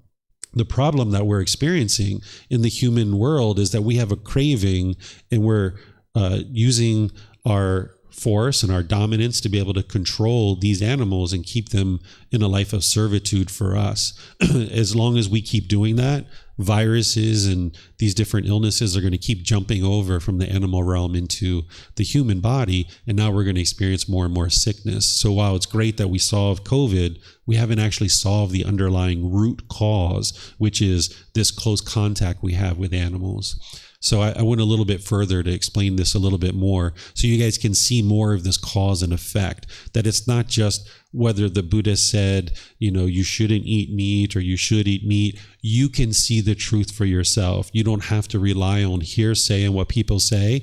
You can see HIV, COVID, swine flu, bird flu, mad cow disease. All this is coming from our unwise decisions of interacting with animals, and we can purify that. We can choose to do something different, and then we'll experience different results. All right. Yep. You have a question, Leo? We have a question online here too from Junko as well, but go ahead with your question, Leo. Just a small question about, don't know how's the translation, bioproducts, or you say organic? I'm sorry, can you start again? I want to know about, for example, organic products. I think you call it like this. For example, in Germany, we have this big agriculture guys who have made a lot of fields, and to make a lot of products, they use chemical, right? Yeah. And then on the other side, there are people who try to plant organic brands without these chemical things. Right. How you deal with this? I mean, you check all the time when you eat, is it organic or not? Yeah. And what is bad about this not organic? So the more you pay attention to those kinds of decisions, it's only going to produce wholesome results for you. And the Buddha teaches this as part of right livelihood when you learn the Eightfold Path with me in the other course, where he teaches that if you have a business in poison, this is going to produce unwholesome results, right? So while we have this extensive amount of meat consumption in the world today, and people are moving to plant-based food supply, the plant-based food supply is not 100% pure, right? Because there's some people that are using chemicals with vegetables and fruits and things like this. But holding on to an unwise decision just because the perfect decision isn't available yet is still an unwise decision. It's still producing unwholesome results. So the way that humanity tends to work is we gradually make decisions towards wiser and wiser improvement. So moving over to a plant-based food supply, you might end up eating some plants that do use some chemicals or things like this that are going to affect you in an unwholesome way. But this is less effect than what we would experience if we were eating animal products. So you might notice that you gradually start making decisions towards a certain direction, but then also other humans in the world are gradually doing that too. This is why we're seeing less and less poisons and pesticides and things like this. Even though there's still plenty of people that use those things in the world, there's some people who are paying attention to that kind of thing and choosing not to use that. And that would be ideal, because then we're not only not polluting the plants, we're not polluting our body with that kind of stuff, and we're not polluting the environment with that kind of stuff. But each individual person needs to decide for themselves what they're going to choose to do. If these teachings were practiced by every single person in the world, which isn't going to happen during my lifetime, but if they were, nobody would be eating meat. Nobody would be using pesticides and poisons and things like this. But that's not going to happen during our lifetime, right? But over time, as more and more people learn these teachings, maybe we'll get to that point in the future. But what this path is all about is about your own individual decisions. It's not about going out into the world and trying to convince other people to do anything particular. It's about decisions that you make and producing certain results in your life. So you can get to a point where you are paying attention to those kinds of things if you like. It's up to you. Yep, you're welcome. Yes, ma'am.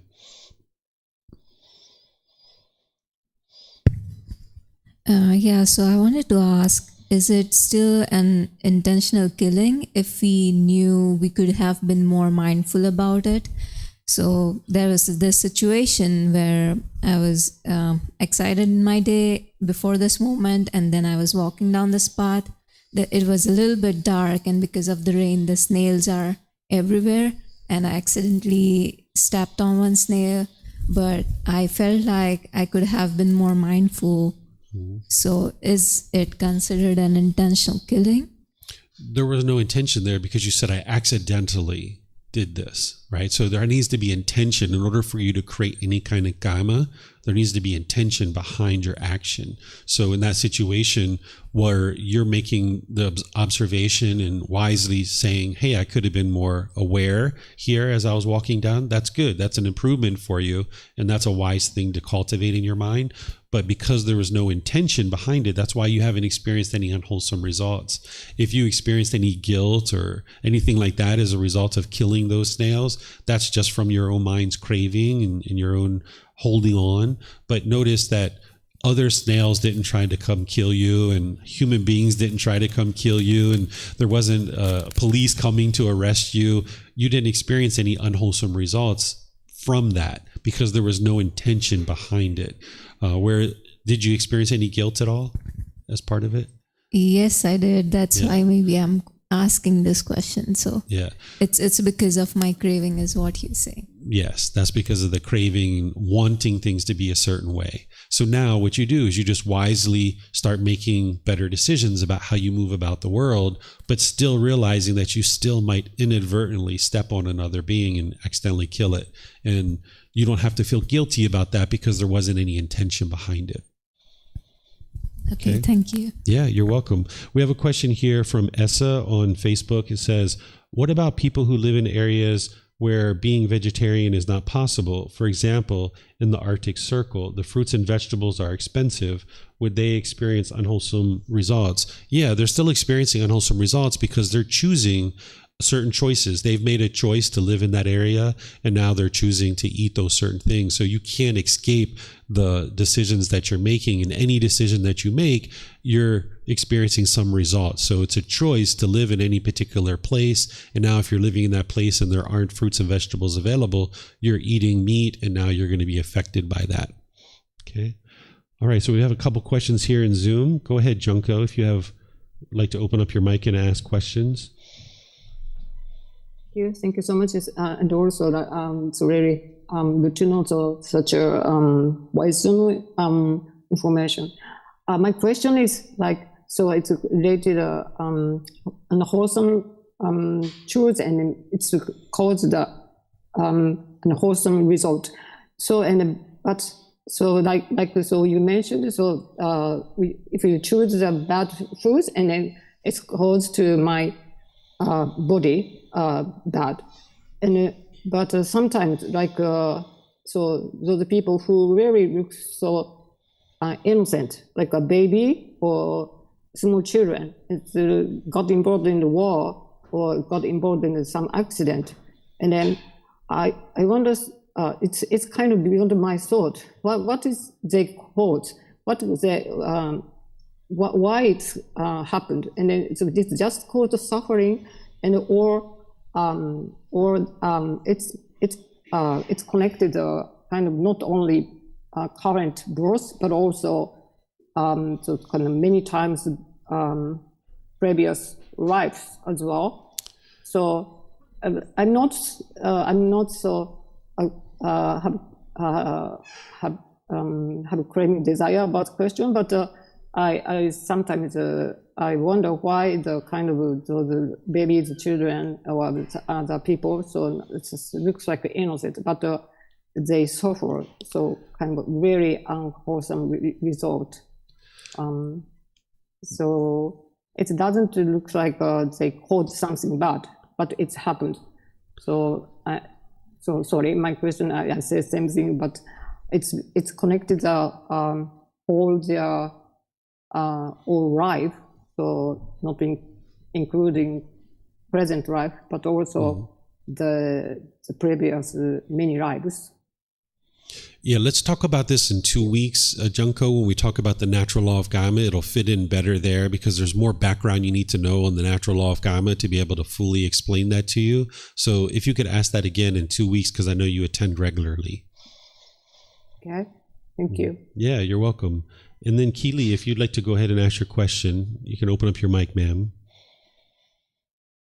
Yes, thank you, David. So my question is, nowadays we use the electric mosquito liquid to kill the mosquito, but we don't kill them with our hands. So do you think this behavior is considered of taking life?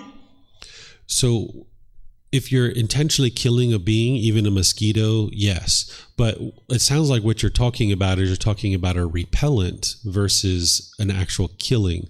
So there's actually substances in the world that are like oils that you can put on the body that will repel things like mosquitoes. If mosquitoes tend to bite you, that's something that would be wise to use, where you haven't killed them, you're just putting something on your skin to make it so that they're uninterested in landing on your skin. And this would be a wise way to practice. In that situation, you're not killing, but if you are intentionally killing, like swatting them, or you're using some kind of chemical to kill them, this is an intentional killing.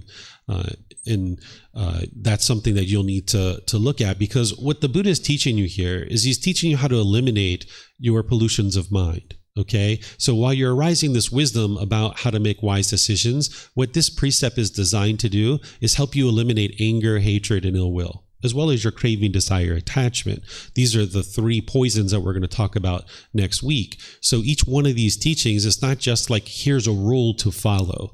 That's why I was talking with Rex and saying, don't think about what the Buddha taught as prohibiting something, right? Because he's not giving you rules. What he's doing is he's helping you to see how to purify the mind of all the different pollutions that are in the mind. And the 3 poisons, or the 3 unwholesome roots of craving, anger, and ignorance, are going to motivate unwise decisions. Because in order to intentionally kill a living being, there is some craving, there's some desire, there's a longing, a yearning. And this is coming from the anger and the ill will towards this other being. And where this is all coming from is the lack of wisdom, or the unknowing of true reality. So you can purify your mind by understanding what the Buddha is actually teaching you here, that it's not a rule, it's not a commandment, it's helping you to get to a point where you're making wise decisions, and therefore you'll experience wholesome results in your life.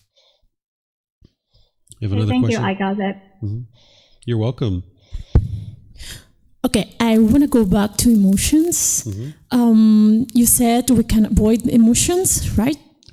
We can avoid emotions. You can eliminate the causes and conditions that are producing them. So once you eliminate the causes and conditions in your mind that are producing them, there's no cause and effect that will lead to it. So you can get to a point where you're never experiencing anger, you're never experiencing sadness, or any of those other discontent feelings. Okay, but for example, I've got bipolarity type 1, So it means I've got a chemical imbalance. You've got what, type 1? Bipolarity. Oh, okay. Yeah, so it means that I can have a lot of dopamine. So emotions are also based on neurotransmitters, these chemical substances that can make I can feel extremely happy or extremely sad. So when I've got these emotions, I use mindfulness just to observe the emotion, because I experience emotions come and go, right? So they just come and go. But how could I avoid this? Okay, so this is one of the misunderstandings in the world right now, is that people think that emotions are chemically based, and this is where in the modern mental health field they're using chemicals to try to tweak the brain chemistry, and they're thinking that they're changing the emotions of the person. But in reality, where these feelings are coming from is the mind. The brain and the mind are two different things. And in the mental health field, they're tweaking brain chemistry to try to change the feelings in the mind. And these are two separate things. What the Buddha is teaching you is how to purify the mind so that now you won't experience those things. So you're not truly sick and ill, even though I know this is what they teach you, because I was diagnosed with this at one time too. You can actually eradicate all of this. Because I used to experience those same things that you're talking about, and I used to take medications, and I eliminated all of that and was able to train the mind to stability and peacefulness and joy.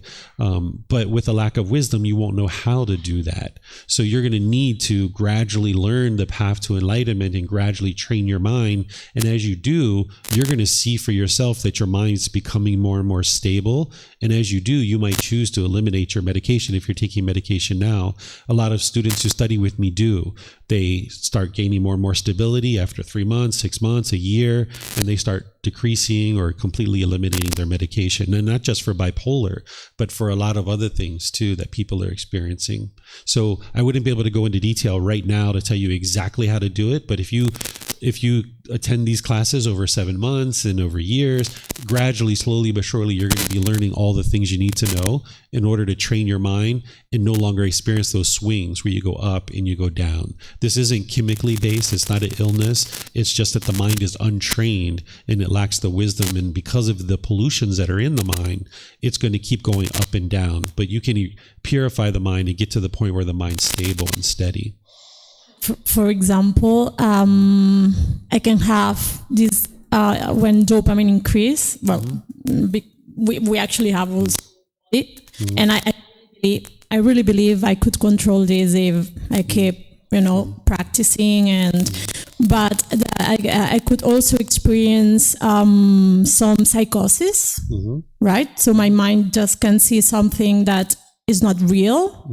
I mean, I can never tell if it's real or not real, but sometimes with medication I just don't see it. So how could I control this also with my mind, like not seeing or hearing or that makes me feel scared, and this increase my thoughts. So I cannot avoid this fear.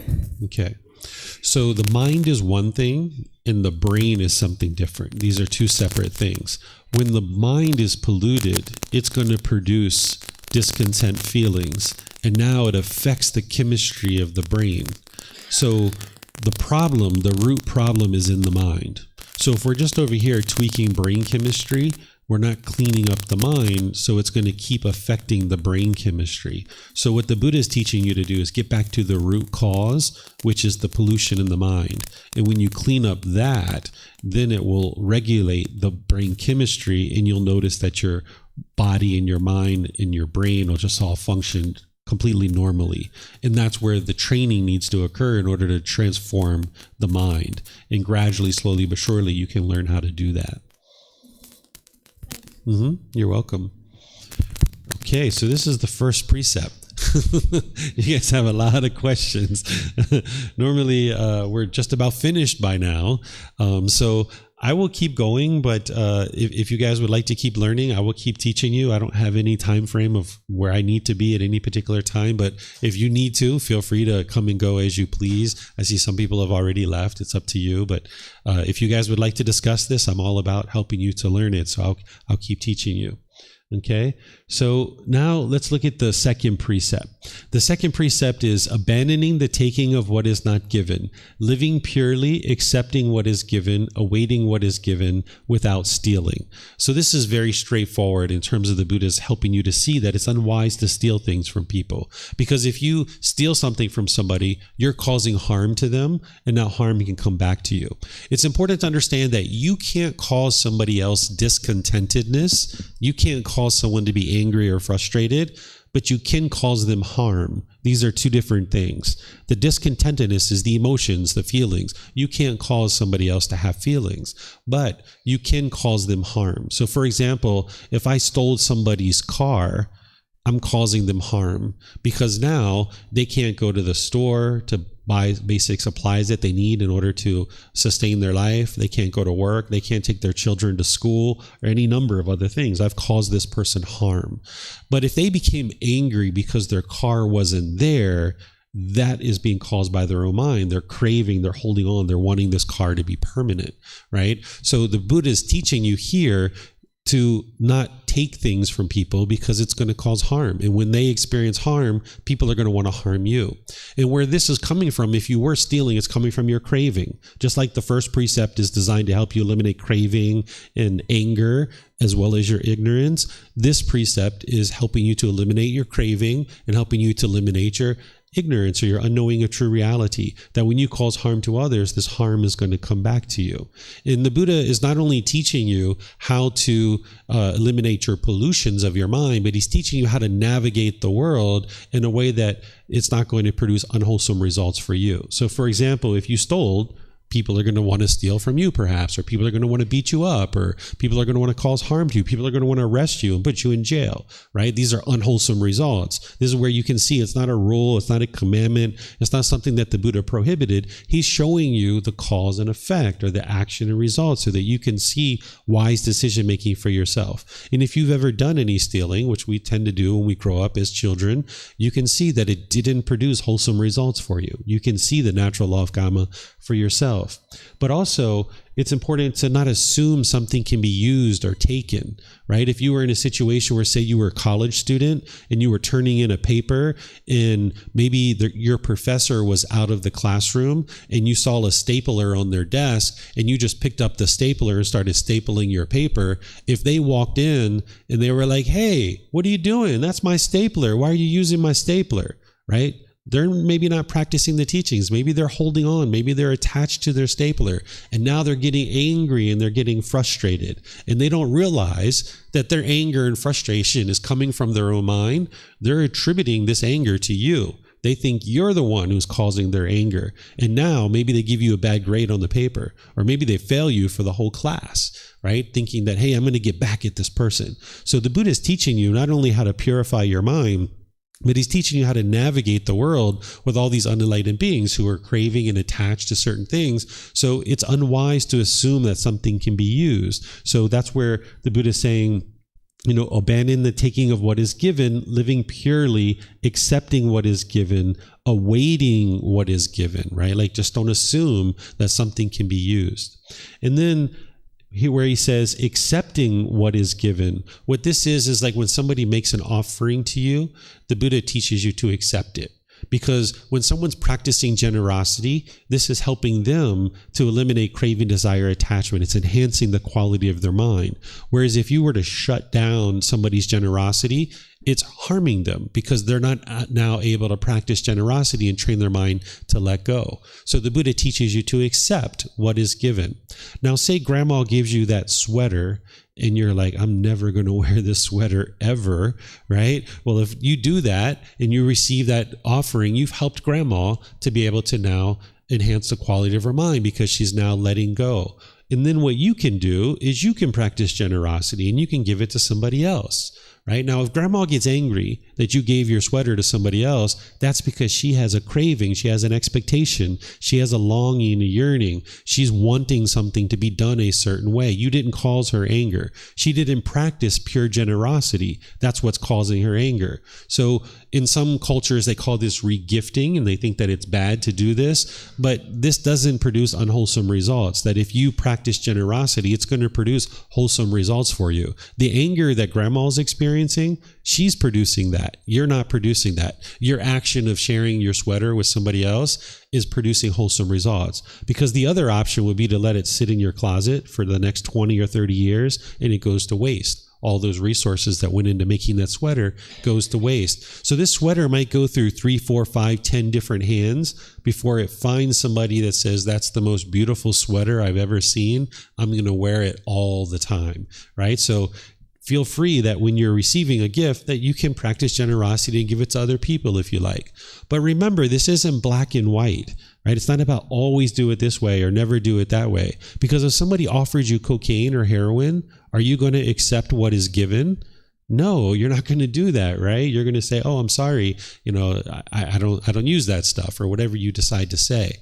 So if you shut people's generosity down, not only is it not allowing them to practice generosity to enhance the quality of their mind, but what you're going to find is less and less people are going to be interested in practicing generosity with you. That if you just accept the gift of somebody, then more and more they'll be willing to practice generosity with you. Where if you're like, "No, I don't want that. No, I don't want that. No, I don't want that. No, I don't want that." People are going to get to the point where they stop sharing things with you because they're not going to be interested in sharing with you, because not everybody's practicing pure generosity. Some people are practicing generosity with an expectation that you will accept this gift. And now if you don't accept their gift, they're going to experience painful feelings. They're going to attribute it to you. And now it damages the relationship.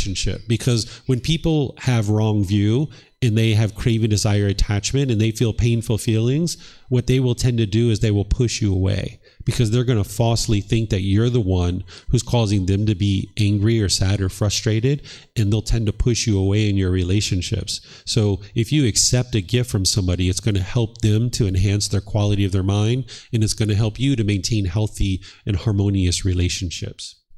Then where the Buddha is saying awaiting what is given, here, this is like if you had a life partner, for example, that was going on a holiday or a business trip or something like this, and you're like, "Oh, honey, give me this, give me this, give me that." You're like loading them up with a bunch of things that you're wanting them to get for you, and now they might feel burdened. Of course, it's up to them to decide what they're going to do, but what the Buddha teaches you is just await what is given. Don't put a bunch of expectations on people and try to get them to bring you all kinds of things, because now on their business trip, they're feverishly going around trying to find all these things. And then when they come back and they don't have the things you wanted, you will be upset. You'll be sad. You'll be frustrated. You'll be angered. So instead, when your partner goes away on a business trip, hey, have a good time. Enjoy, right? Be well. I'll see you when you get back. If they bring you a gift, they bring you a gift. If they don't, they don't. But in some situations, you might have somebody say to you, "Hey, I'm going on this trip. Would you like me to bring you something?" In this situation, they're offering. Right? I've had students do that. They're like, "Hey, I'm going back to America. Can I bring you something?" Right? And I might say, "Oh, can you bring this particular thing?" Because they're making an offering at this point. They're choosing to practice generosity, to make an offering, to choose to get you something while they're away. This is them practicing generosity, and you're accepting their generosity. So this is where you need to be able to see the clarity of that. So any questions on this precept, number 2? Oh, I see a question here in Zoom. I need to take the microphone off. The print is very small. Let's see. This is from Samantha. Hey, Samantha, I was just talking about you. She's the one who went to America recently and asked me if she could bring me something. Okay, so no queries, just a comment that today's student questions and answers have really clarified decisions concerning plant-based diet. Thank you. I'm already on the path, but today's lesson was very helpful in solidifying decision-making. Okay, perfect. All right. So let me see if we have any questions. I don't see them anywhere else. Okay, so we'll move on to the next precept. The next one is the third precept. oftentimes translated as no sexual misconduct, but there's a lot more detail here that the Buddha is giving you. It's not just sexual misconduct, because sexual misconduct is kind of like subjective. It's like, what does that mean? Well, the Buddha is explaining to you certain harmful actions that you could take in sexual activity, and he goes into detail. So I'm going to read it for you and then I'll describe it. So he says, abandoning unchastity, abandoning sexual relations with women, men who are protected by their mother, father, and father, brother, sister, or relatives, who are protected by teachings, who have a husband, wife, or partner, whose violation entails a penalty, or even with one who has been garlanded by a man, woman, or partner as a sign of engagement. So here he's describing harmful sexual activity, right? And I'll go through some different things here. This first part where he's saying abandoning sexual relations with people who are protected by their family, essentially is what he's saying.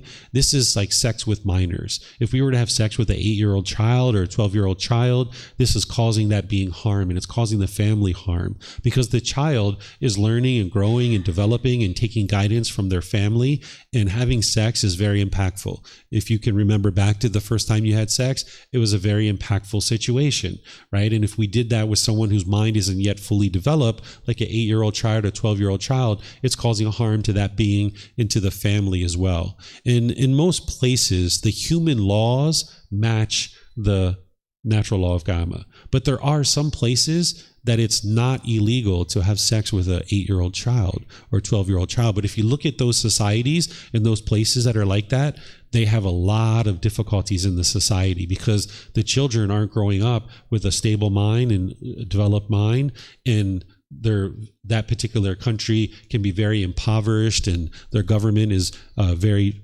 unstable and problematic. So this is the results of the decisions of people having sex with young beings, and this is very unwise. So if you're going to have sex, find somebody who is older and is interested in having sex, and you can have sex with somebody who's either your age or a little bit older, a little bit younger, or whatever, but at least not a minor. Okay. And then sex without consent. This is where the Buddha is saying whose violation entails a penalty. If you were to have sex without consent, if you were forcibly trying to have sex with somebody, this is going to cause them harm. And now harm is going to come to you. And this is why people tend to get arrested for these things. But even if you don't get arrested, you can get beat up, you can get murdered, you can get injured, you get all kinds of problems in these situations. Here where the Buddha says abandoning unchastity, what this is sex with multiple people.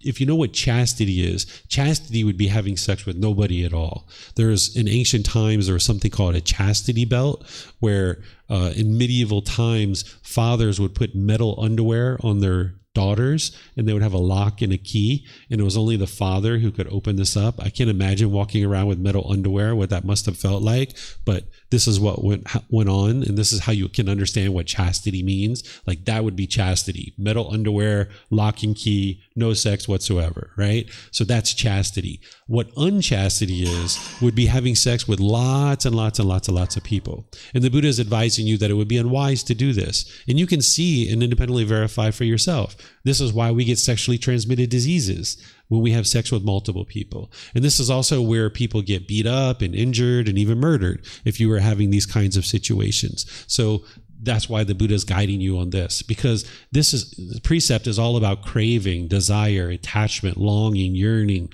wanting things a certain way. So you can see what he's teaching you here is to be able to have sexual activity that is making wise decisions. Because if you choose to have sexual activity, you'd like to do it in a harmless way. But he's giving you this guidance of this is how you can cause harm through your sexual activity, and then there's going to be harmful results that come back to you.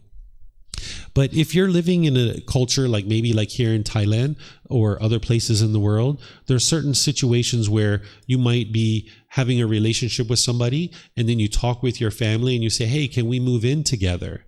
Right? We'd like to move in and save up some money, and then we're going to go buy our own house. In this situation, your family has accepted the relationship and they understand sexual contact is part of that. So in this situation, you're still practicing this precept because they've accepted the relationship. This next one here is sex with someone who has previously decided to remain celibate. where the Buddha is describing this is where he says, who are protected by teachings. That's what that means, that by the time you get to the second stage of enlightenment, at that stage, you're still having sex potentially, and you can get to the second stage of enlightenment, have a very peaceful life, and do all the other work on the path to enlightenment, but you're still having sexual activity. You're going to be pretty peaceful, but every once in a while, you're going to want sex, and you can't get it, and you're going to be frustrated and agitated and annoyed. So you're not going to be able to get to enlightenment as long as you have the desire for sexual contact. But at some point, you might decide on your own to let go of sexual activity and make your way all the way to enlightenment, which is the fourth stage of enlightenment. And for people who have chosen to do that, they're choosing to be celibate. And if you were to try to lure that person away from that celibacy to have sex with them, it's causing harm, because the very best thing for a community is to have people get to enlightenment. As people get to enlightenment, they're going to have deep wisdom of what it takes to do that, and then they can share that wisdom with other people. So if you were to lure somebody away from their celibacy, it's causing that person harm, and then it's causing harm to the community as well. Of course, it's that person's decision, but what the Buddha is teaching you is to choose to have sex with people who aren't practicing celibacy. And here in Thailand, they make it easy for you because ordained practitioners who are wearing robes, they're not choosing to have sex with others. People who tend to wear white, they're not having sex with other people as well. This isn't why I started wearing white. I don't have sex anymore, but that's not why I chose to wear white. But typically here in Thailand, if someone's wearing white every day, that means that they're not having sex. So it makes it easy for you to be able to choose, who you're going to potentially have a relationship with if you're going to continue to have sex. Then here where it says sex with people who are already in committed relationships, or sex outside of any relationships you're committed to. This is abandoning unchastity. And also where the Buddha talks about, or even one who has been garlanded by a man, woman, or partner as a sign of engagement, or who have a husband, wife, or partner. So if somebody's in a current relationship and you were to have sex with them, you're potentially introducing some harm into your life, because now this person finds out and they want to come injure you. They want to fight you. They want to murder you. They want to do bad things to you. Or if you're in a relationship and you go outside of that relationship, same thing. You can have all kinds of problems. So that's why the Buddha is teaching you not to do that. It would be unwise to do it.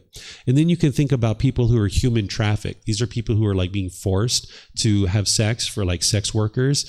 And in this situation, that person is being enslaved to be able to do that. And if you enter into that environment where you're paying somebody to have sex that's being human trafficked, you can be robbed, you can be beat up, you can be murdered, you can get sexually transmitted diseases because that person's having sex with multiple people. Even with protection, like a condom or something like this, you can still experience sexually transmitted diseases. Those things aren't 100%.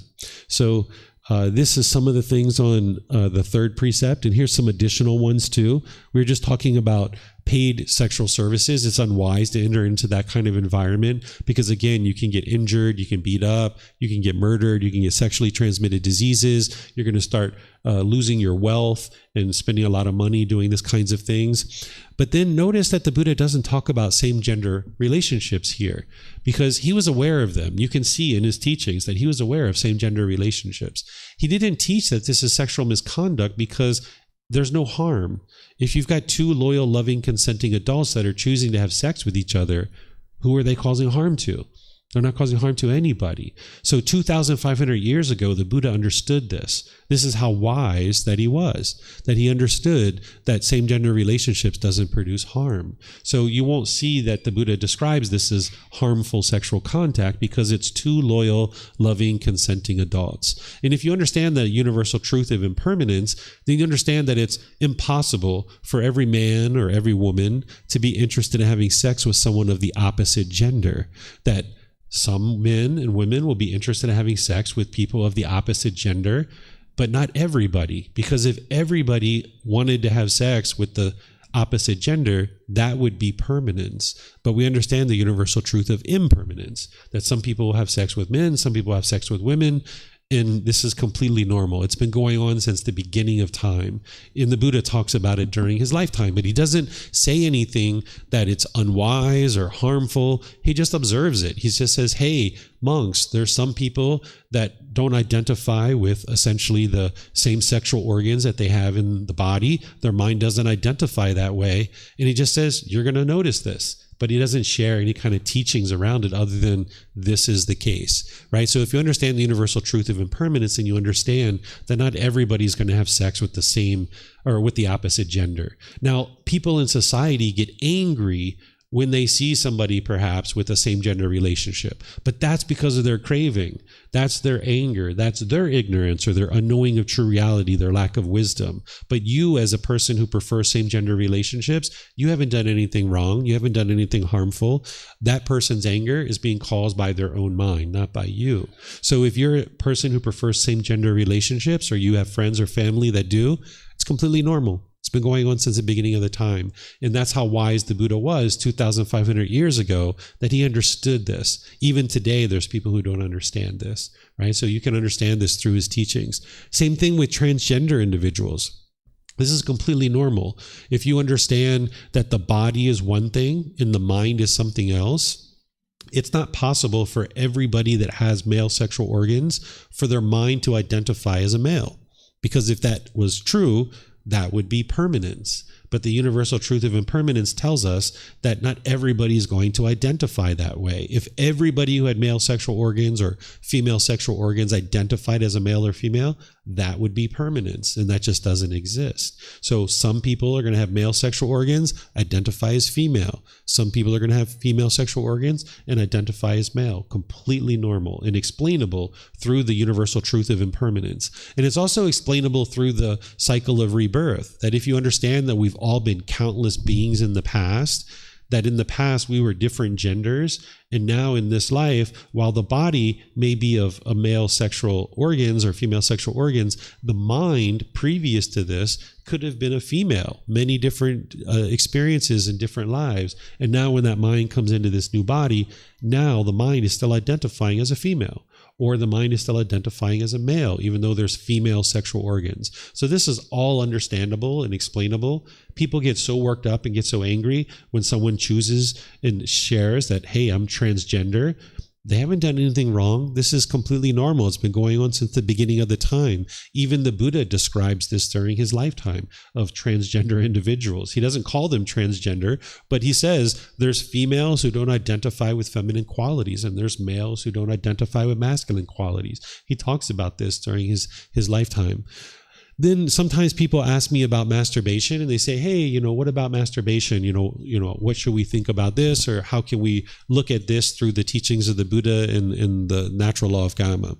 Well, masturbation, it isn't all helpful, but it isn't all harmful either. Sometimes people are taught, it's all immoral. It really depends on what you're trying to accomplish with masturbation.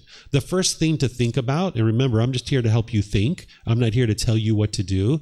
The first thing to think about when you're looking at masturbation is ask yourself, who's being harmed, right? Are you harming some other being by masturbating? Well, the answer is no. You haven't harmed anybody because there's only one being involved. It's only you, right? But then you need to look at, what are you trying to accomplish? Are you trying to reduce your sexual desire and your cravings, or is the masturbation increasing it? Right? So let's just say you're an individual who has maybe 5 or 10 boyfriends or girlfriends, and you sit in this talk with me and you're like, wow, I'm practicing unchastity. I should probably just have one relationship. Let me bring that down to just one person. But in the meantime, you have this really high sexual craving because you've been having sex with 5 or 10 different people, all at the same time perhaps. Well, now maybe you need to use a bit of masturbation to help you reduce your sexual cravings in order to now have a relationship with just one person. And in this situation, the masturbation has produced wholesome results for you, that you've shrunk down your sexual desire and your craving. You've come down to just one partner now. Or say you were interested in going out and raping somebody, but you chose to masturbate instead. This is actually helpful. You've done something wholesome and wise by making the decision to masturbate, right? So this is where it's not all black and white, and you got to see the gray area. But also, let's just say you were masturbating 10, 15, 20 times a day, right? This is increasing your sexual desire, your sensual desire. This is causing harm to your own mind. So you need to look at, what am I really doing and what am I trying to accomplish with this masturbation? And you would ultimately like to get to a point where you eliminate it, right? If you're going to have sex, it'd be wonderful to have sex with a partner, someone who's interested in engaging in that. But if you need to use some masturbation here and there for various reasons in order to bring your cravings down, go for it. But just realize that you can potentially get obsessed with that and it can go to excess, right? So it's not all wholesome, but it's not all unwholesome either. You need to be able to understand how you're addressing the mind with its sensual desire. Sex with animals, this is one of the few things that is black and white. It's very clear that an animal can't give you consent to have sex with it. And I imagine if somebody did this, there'd be all kinds of injuries and difficulties, maybe diseases and illnesses. It would be unwise to have sex with an animal. And then if you have, or now or in the past, indulged in pornography, this is very problematic for the mind, that if you indulge in this, you can go down this fantasy world where it's very hard to come out of that and even actually start having sex with a human being again. And as you start having sex with human beings, it doesn't quite live up to that fantasy world that you were in with the pornography. So if you have an interest to have sex, or you're wanting to have sex, I would encourage you to go towards a partner and having intimacy and build harmonious relationships rather than go towards pornography, because this is also supporting unchastity as well. So it will help you if you can develop relationships with people rather than pornography. By the time you get to enlightenment, you're not going to be watching pornography, you're not going to be masturbating. But in the process of getting there, you might need to gradually decrease all those kinds of things. To be able to snap your finger and instantly eliminate those kinds of things, it would be very challenging for the mind. So oftentimes you need to gradually work on eliminating that. And there's various tools and techniques that the Buddha shares, like meditations and things like this, that can help you accomplish that. So as you need that, you can always talk with me privately. I keep all of our conversations private, whether you like to talk here in Chiang Mai or any other city that I travel to, or if you'd like to talk online through Zoom, we can talk privately, and I'll be able to help you with the tools and techniques to eliminate masturbation if that's what you'd like to do, or eliminate pornography and any of these other things that you might be challenged with. So do you guys have any questions on this precept? No need to apologize. If a teacher was offended by your questions, you're probably learning with the wrong teacher. Thank you.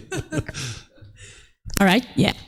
So karma is based on intention, right? Yes, Karma, it has okay. to have intention in order to produce karma. Okay, so let's suppose I accept. Would I have bad karma, or he or she would have bad karma in this situation? Yeah, so even though that consciously you're saying, hey, it's okay if you go have sex with somebody else, you're still experiencing the unwholesome results of that because of the potential for sexually transmitted diseases. You can get angry and frustrated. He can get angry, or she can get angry and frustrated. The other partner, maybe they don't know about you and now they get upset, and there can be all kinds of difficulties. And now oftentimes there's even lies with this kind of stuff that goes on. So it promotes this kind of environment where it's very difficult for you to have a loyal, faithful, committed relationship, and people struggle. You know, I know nowadays people have open relationships, but when you talk to people that are doing that, it's always a struggle in those relationships because of what the Buddha is teaching you here. But what about if we can, because this struggling and pain, it's our mind, right, that creates this pain and this struggling. So what about if we can control it? If you're having sex with somebody, there is an attachment there. So that attachment is going to get triggered. So you can't not feel agitated, for example, or irritated with this other person based in sex, because as long as you're having sex, there is an attachment there. So you're not going to be able to control it, meaning you can't control the other person who they're having sex with. You can't control the sexually transmitted diseases.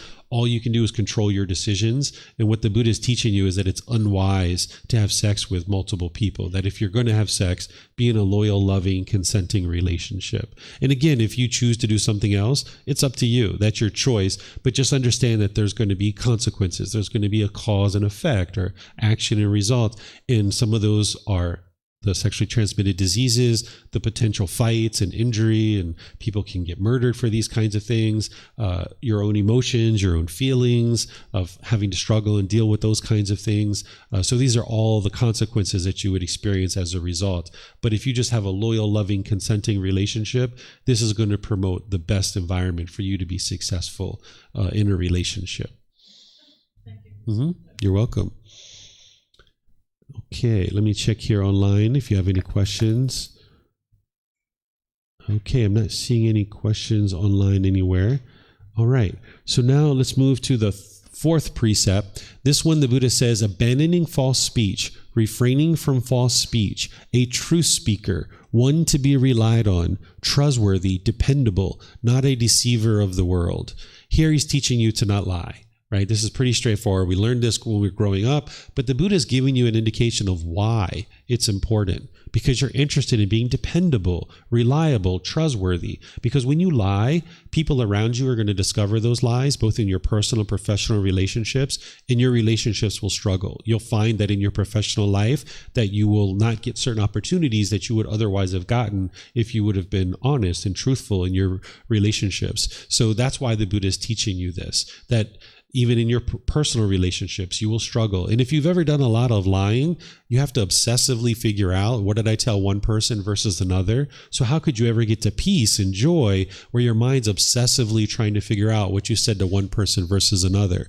So the reason why an individual might lie is because of craving, desire, attachment, that if you tell the truth, you're not going to get what you want. There's something you want. So the mind is lying because it's trying to get what it wants. So in order for you to eliminate your craving, desire, attachments, which are pollutions of the mind, in order for you to cultivate harmonious relationships and be successful in life, to be trustworthy and dependable, that's why the Buddha is teaching you that it's wise to be truthful. And he understood this so closely that I included this other teaching here to help you see. Here he's teaching his son. Sometimes people think that the Buddha left from his family and never came back, but he actually did come back and he spent time around his family. He's teaching his son Rahula. And you can see here that he's telling his son, he's teaching his son that, hey, don't even lie as a joke. When you tell a joke, don't even lie. This might not be where you're at in your practice right now, but if you develop this ability where you don't even lie when you tell jokes, people will see you more and more as being trustworthy and dependable. And those jokes are usually more challenging for you to say and think about, but they're oftentimes funnier, right? When someone tells a joke that's truthful, because there's a lot more wisdom behind it.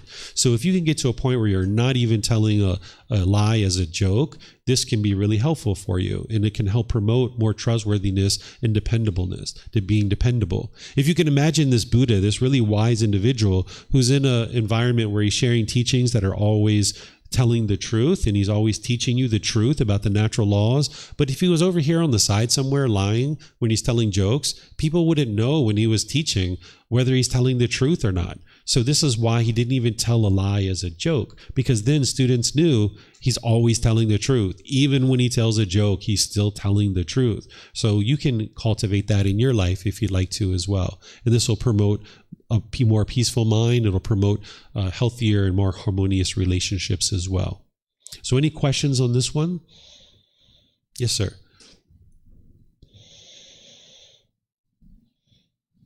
What about saying something false in the service of something good or greater? I think kind of the famous one is like the Anne Frank dilemma. You know, like the Anne Frank's in the attic and she's hiding from the Nazis, and the Nazis come in the door and they ask you, hey, is there anyone upstairs? And you know that if you say, yes, they're upstairs, they're going to be killed. Like, so can we be discerning enough to decide, okay, this is a proper time for a lie because it's for a greater good?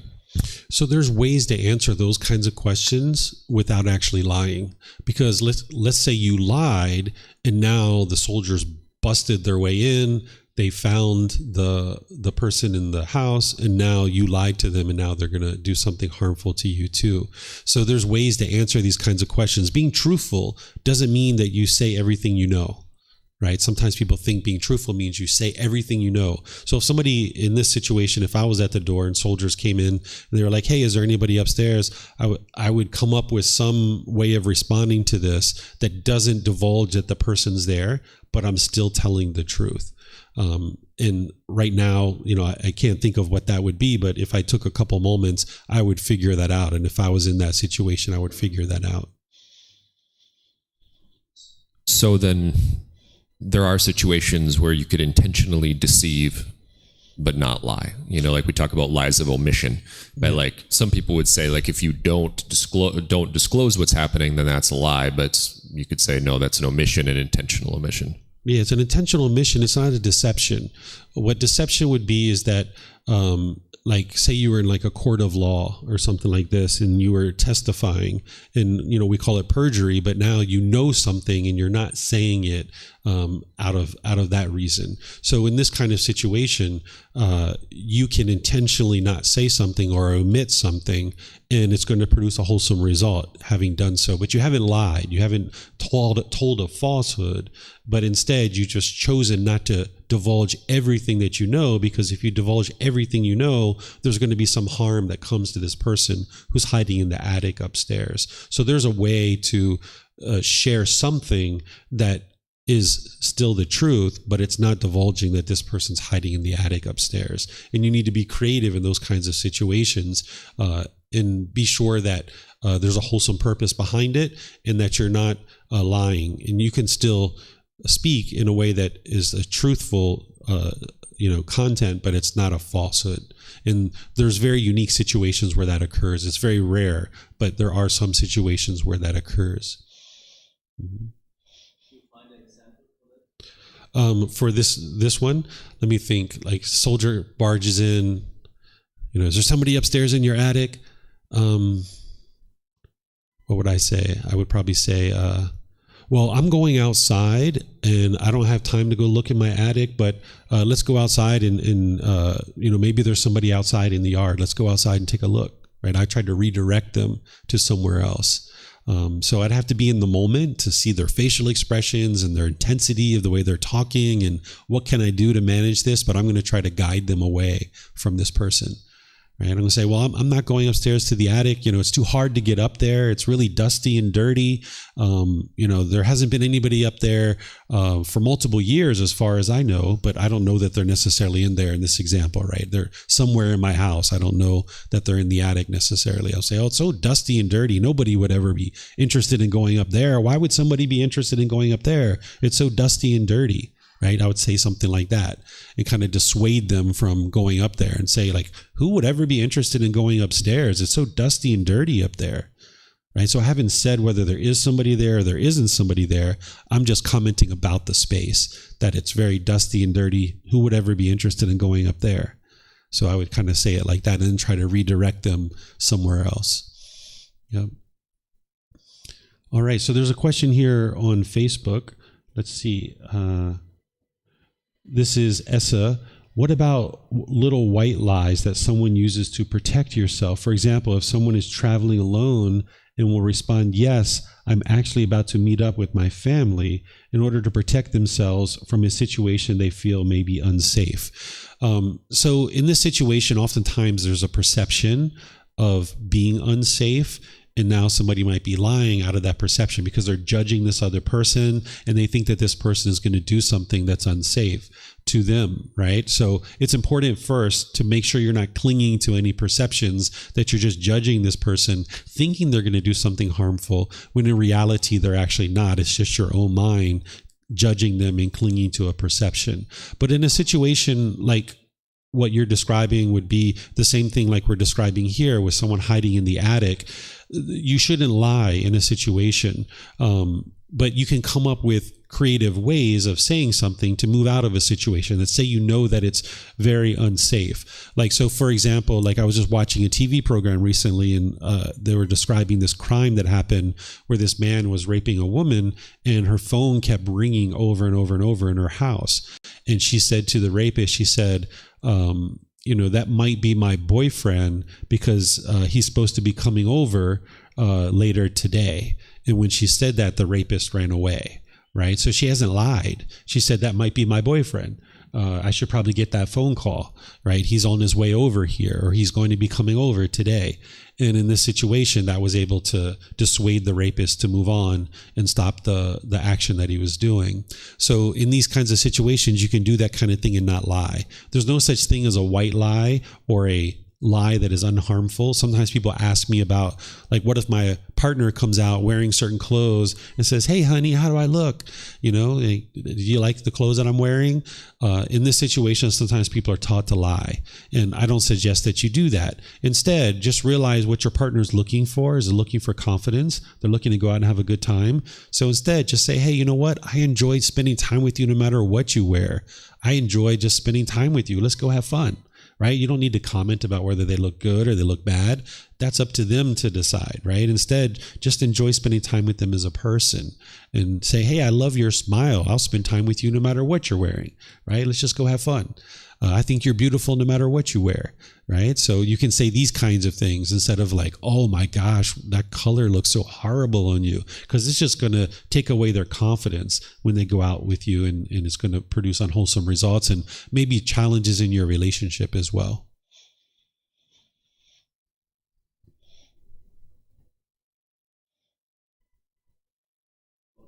For example, I would like, or she wears something and I don't like it. Mm-hmm. So it's for me, in this case, just an example, it would be important that she wears something different, because I have the craving that she has special clothes. Yeah. Then I would lie when I say, hey, I just want to be how you are, together with you, how you are. I would lie in this case, right? If that's a lie to you, then don't say it. But what I'm guiding you to do is to see that it would be your craving, that if you saw somebody wearing something and you're like, I don't like that, that's because of your craving, desire, attachment. Because by the time you eliminate your craving, desire, attachment, you're not going to look at somebody's clothes and say, I like that and I don't like that. You'll just be able to see like, hey, this person's choosing to wear those clothes. The purpose of clothes is to protect the body. Let's just go out and have a good time. So if that's not where you're at currently in your practice, and if what I just suggested that would be a potential way to respond, if that would be a lie for you, then yeah, don't say that. But what I'm helping you to see is how to get your mind to the point where you don't have craving, desire, attachment, and you can see beauty with everybody, no matter what they're wearing. So when I'm sharing these examples with you, it's not to say, always say this, right? Because that would be a permanent answer. Instead, I'm just giving you some options to consider. And then based on your mind, based on the situation, moving to this higher consciousness means that you take in the variables of any one given situation that you're in, and then you make the wise decision for yourself. And what the Buddha is saying here is, hey, it's unwise to lie. And then I'm giving you a couple of examples and a couple of ways that you could potentially respond, but you're going to need to take in the unique variables in each situation,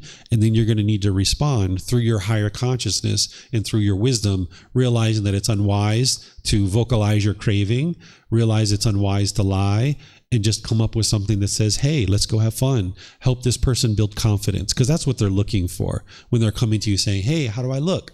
They're looking for some confidence, and just help them build confidence and go have fun with them. That's what's really important. Okay. All right, so now we'll go to the last one. You guys are hanging in there. This is pretty cool. All right, so this is the last one, the fifth precept. Here the Buddha says, refraining from strong drink and sloth-producing drugs, substances that cause heedlessness, the basis for heedlessness.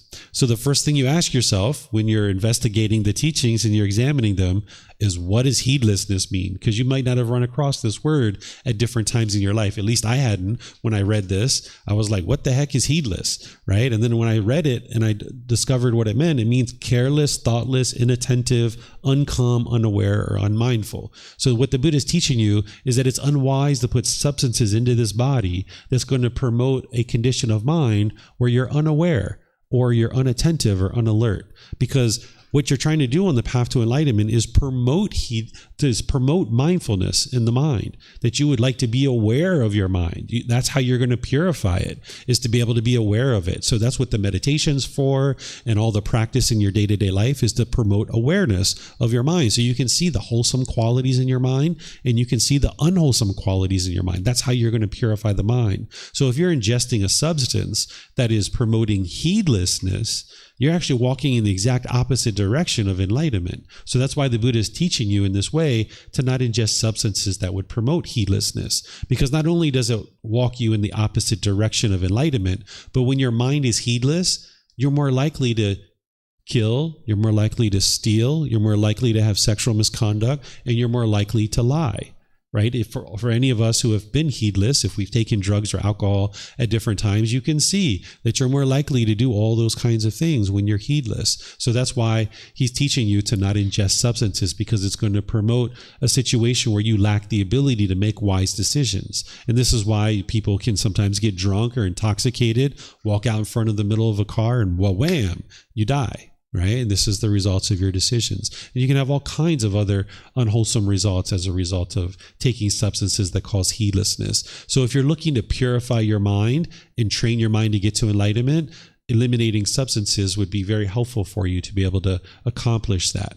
And notice that the Buddha is teaching in a timeless way. This word heedless can be applied to anything and everything, because he couldn't have imagined all the different substances that we would have come up with. So he didn't give you a list of all the different substances like PCP and LSD. Those are all chemical based. He could have never known that we were going to create those kinds of things. So when he taught, he understood the world was going to change because of impermanence. So he taught using language that was timeless. So if you understand this, you can apply this precept to various things. And I've just got a couple of examples here to talk through with you so that you can gain some wisdom of this natural law, and then you can make decisions for yourself.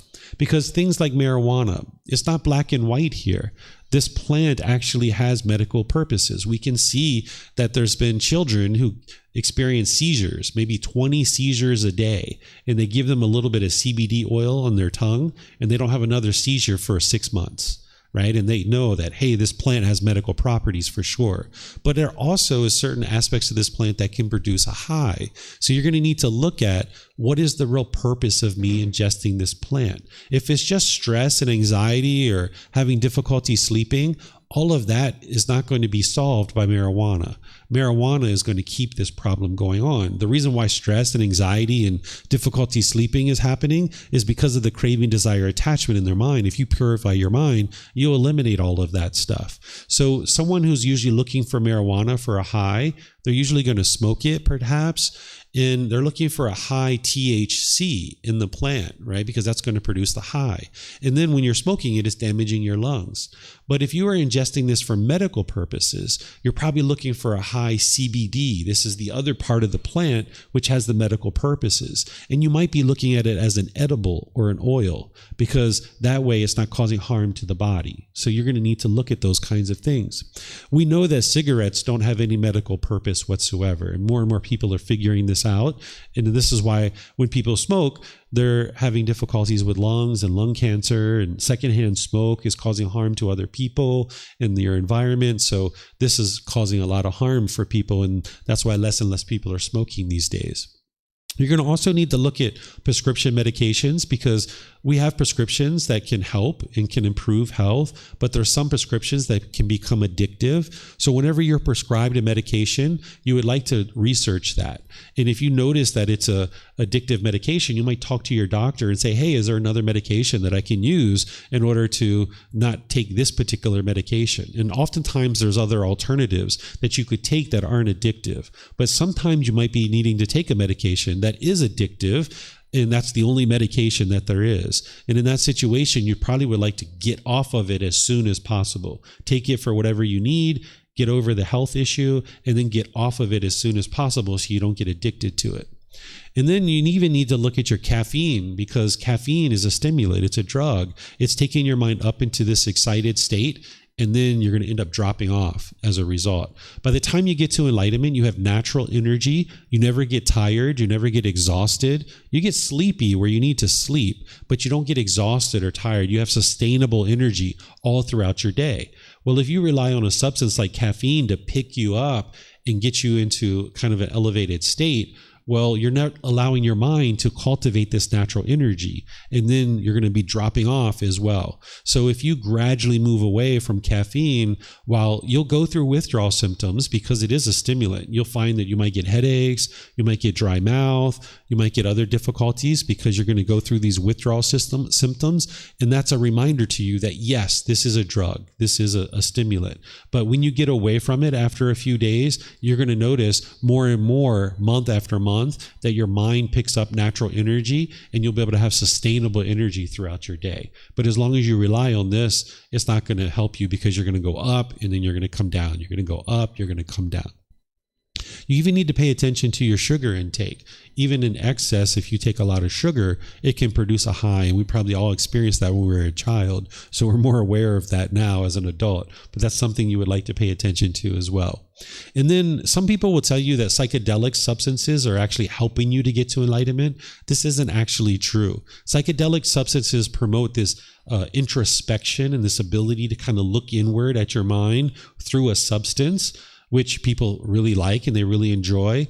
But if you're doing that through a substance, you're not cultivating that ability naturally within your mind. In order to get to enlightenment, you're going to need to be reflective and introspective all throughout your day. There's going to be different situations that are occurring, and you're going to need to be introspective, and you're going to need to look inward and figure out what's the wise decision to make here. So if you're relying on a substance like a psychedelic substance to promote this, you're not allowing the mind to cultivate that, and you're not going to have it available to you when you need it and as you need it throughout your day. So having psychedelic substances is kind of like being chained down to the sidewalk, and you're looking in at a store and you see this beautiful purse or this beautiful handbag or this beautiful thing inside the store, and you can take a look at it through the window, but you can't ever go into the store and touch it because you're chained down to the sidewalk outside. And that's what psychedelic substances are doing for you.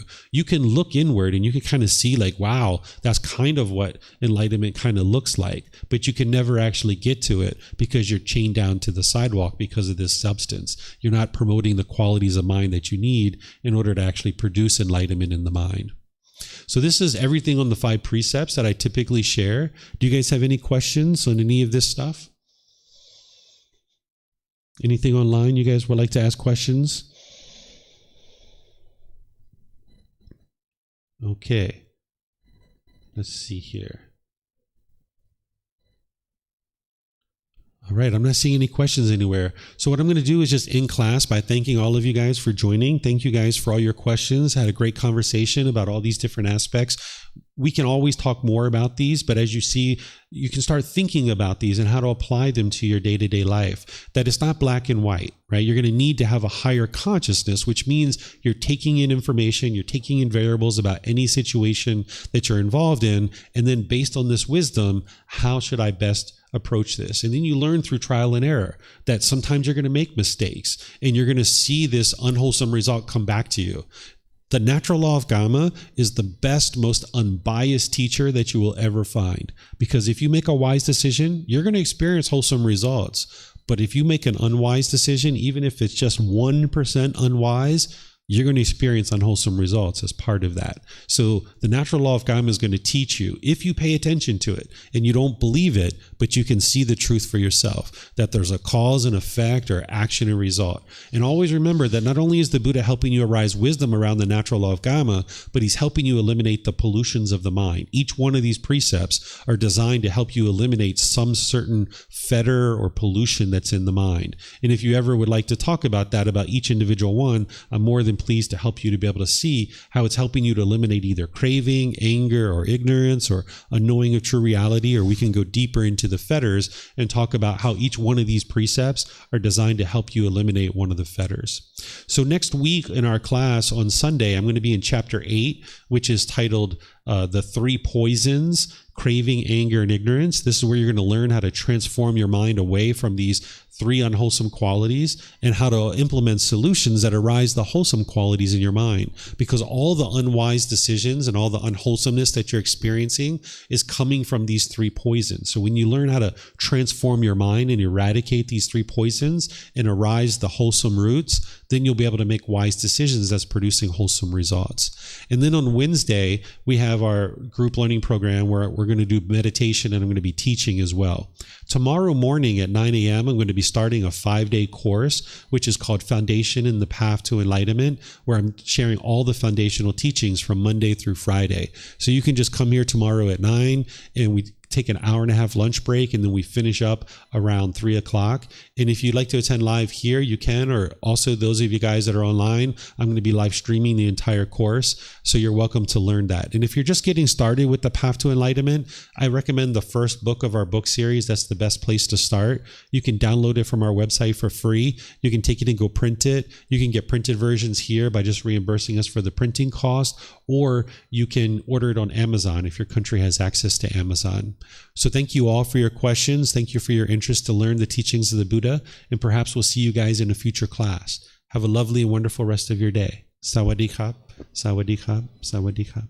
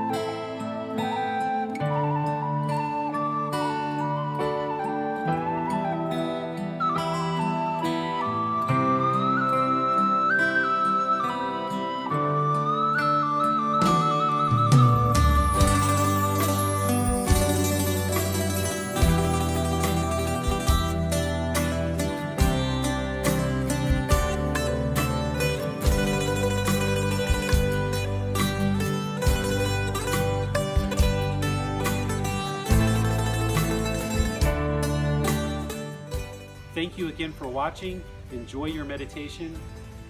Look forward to seeing you online and answering any questions that you might have. Thank you so much.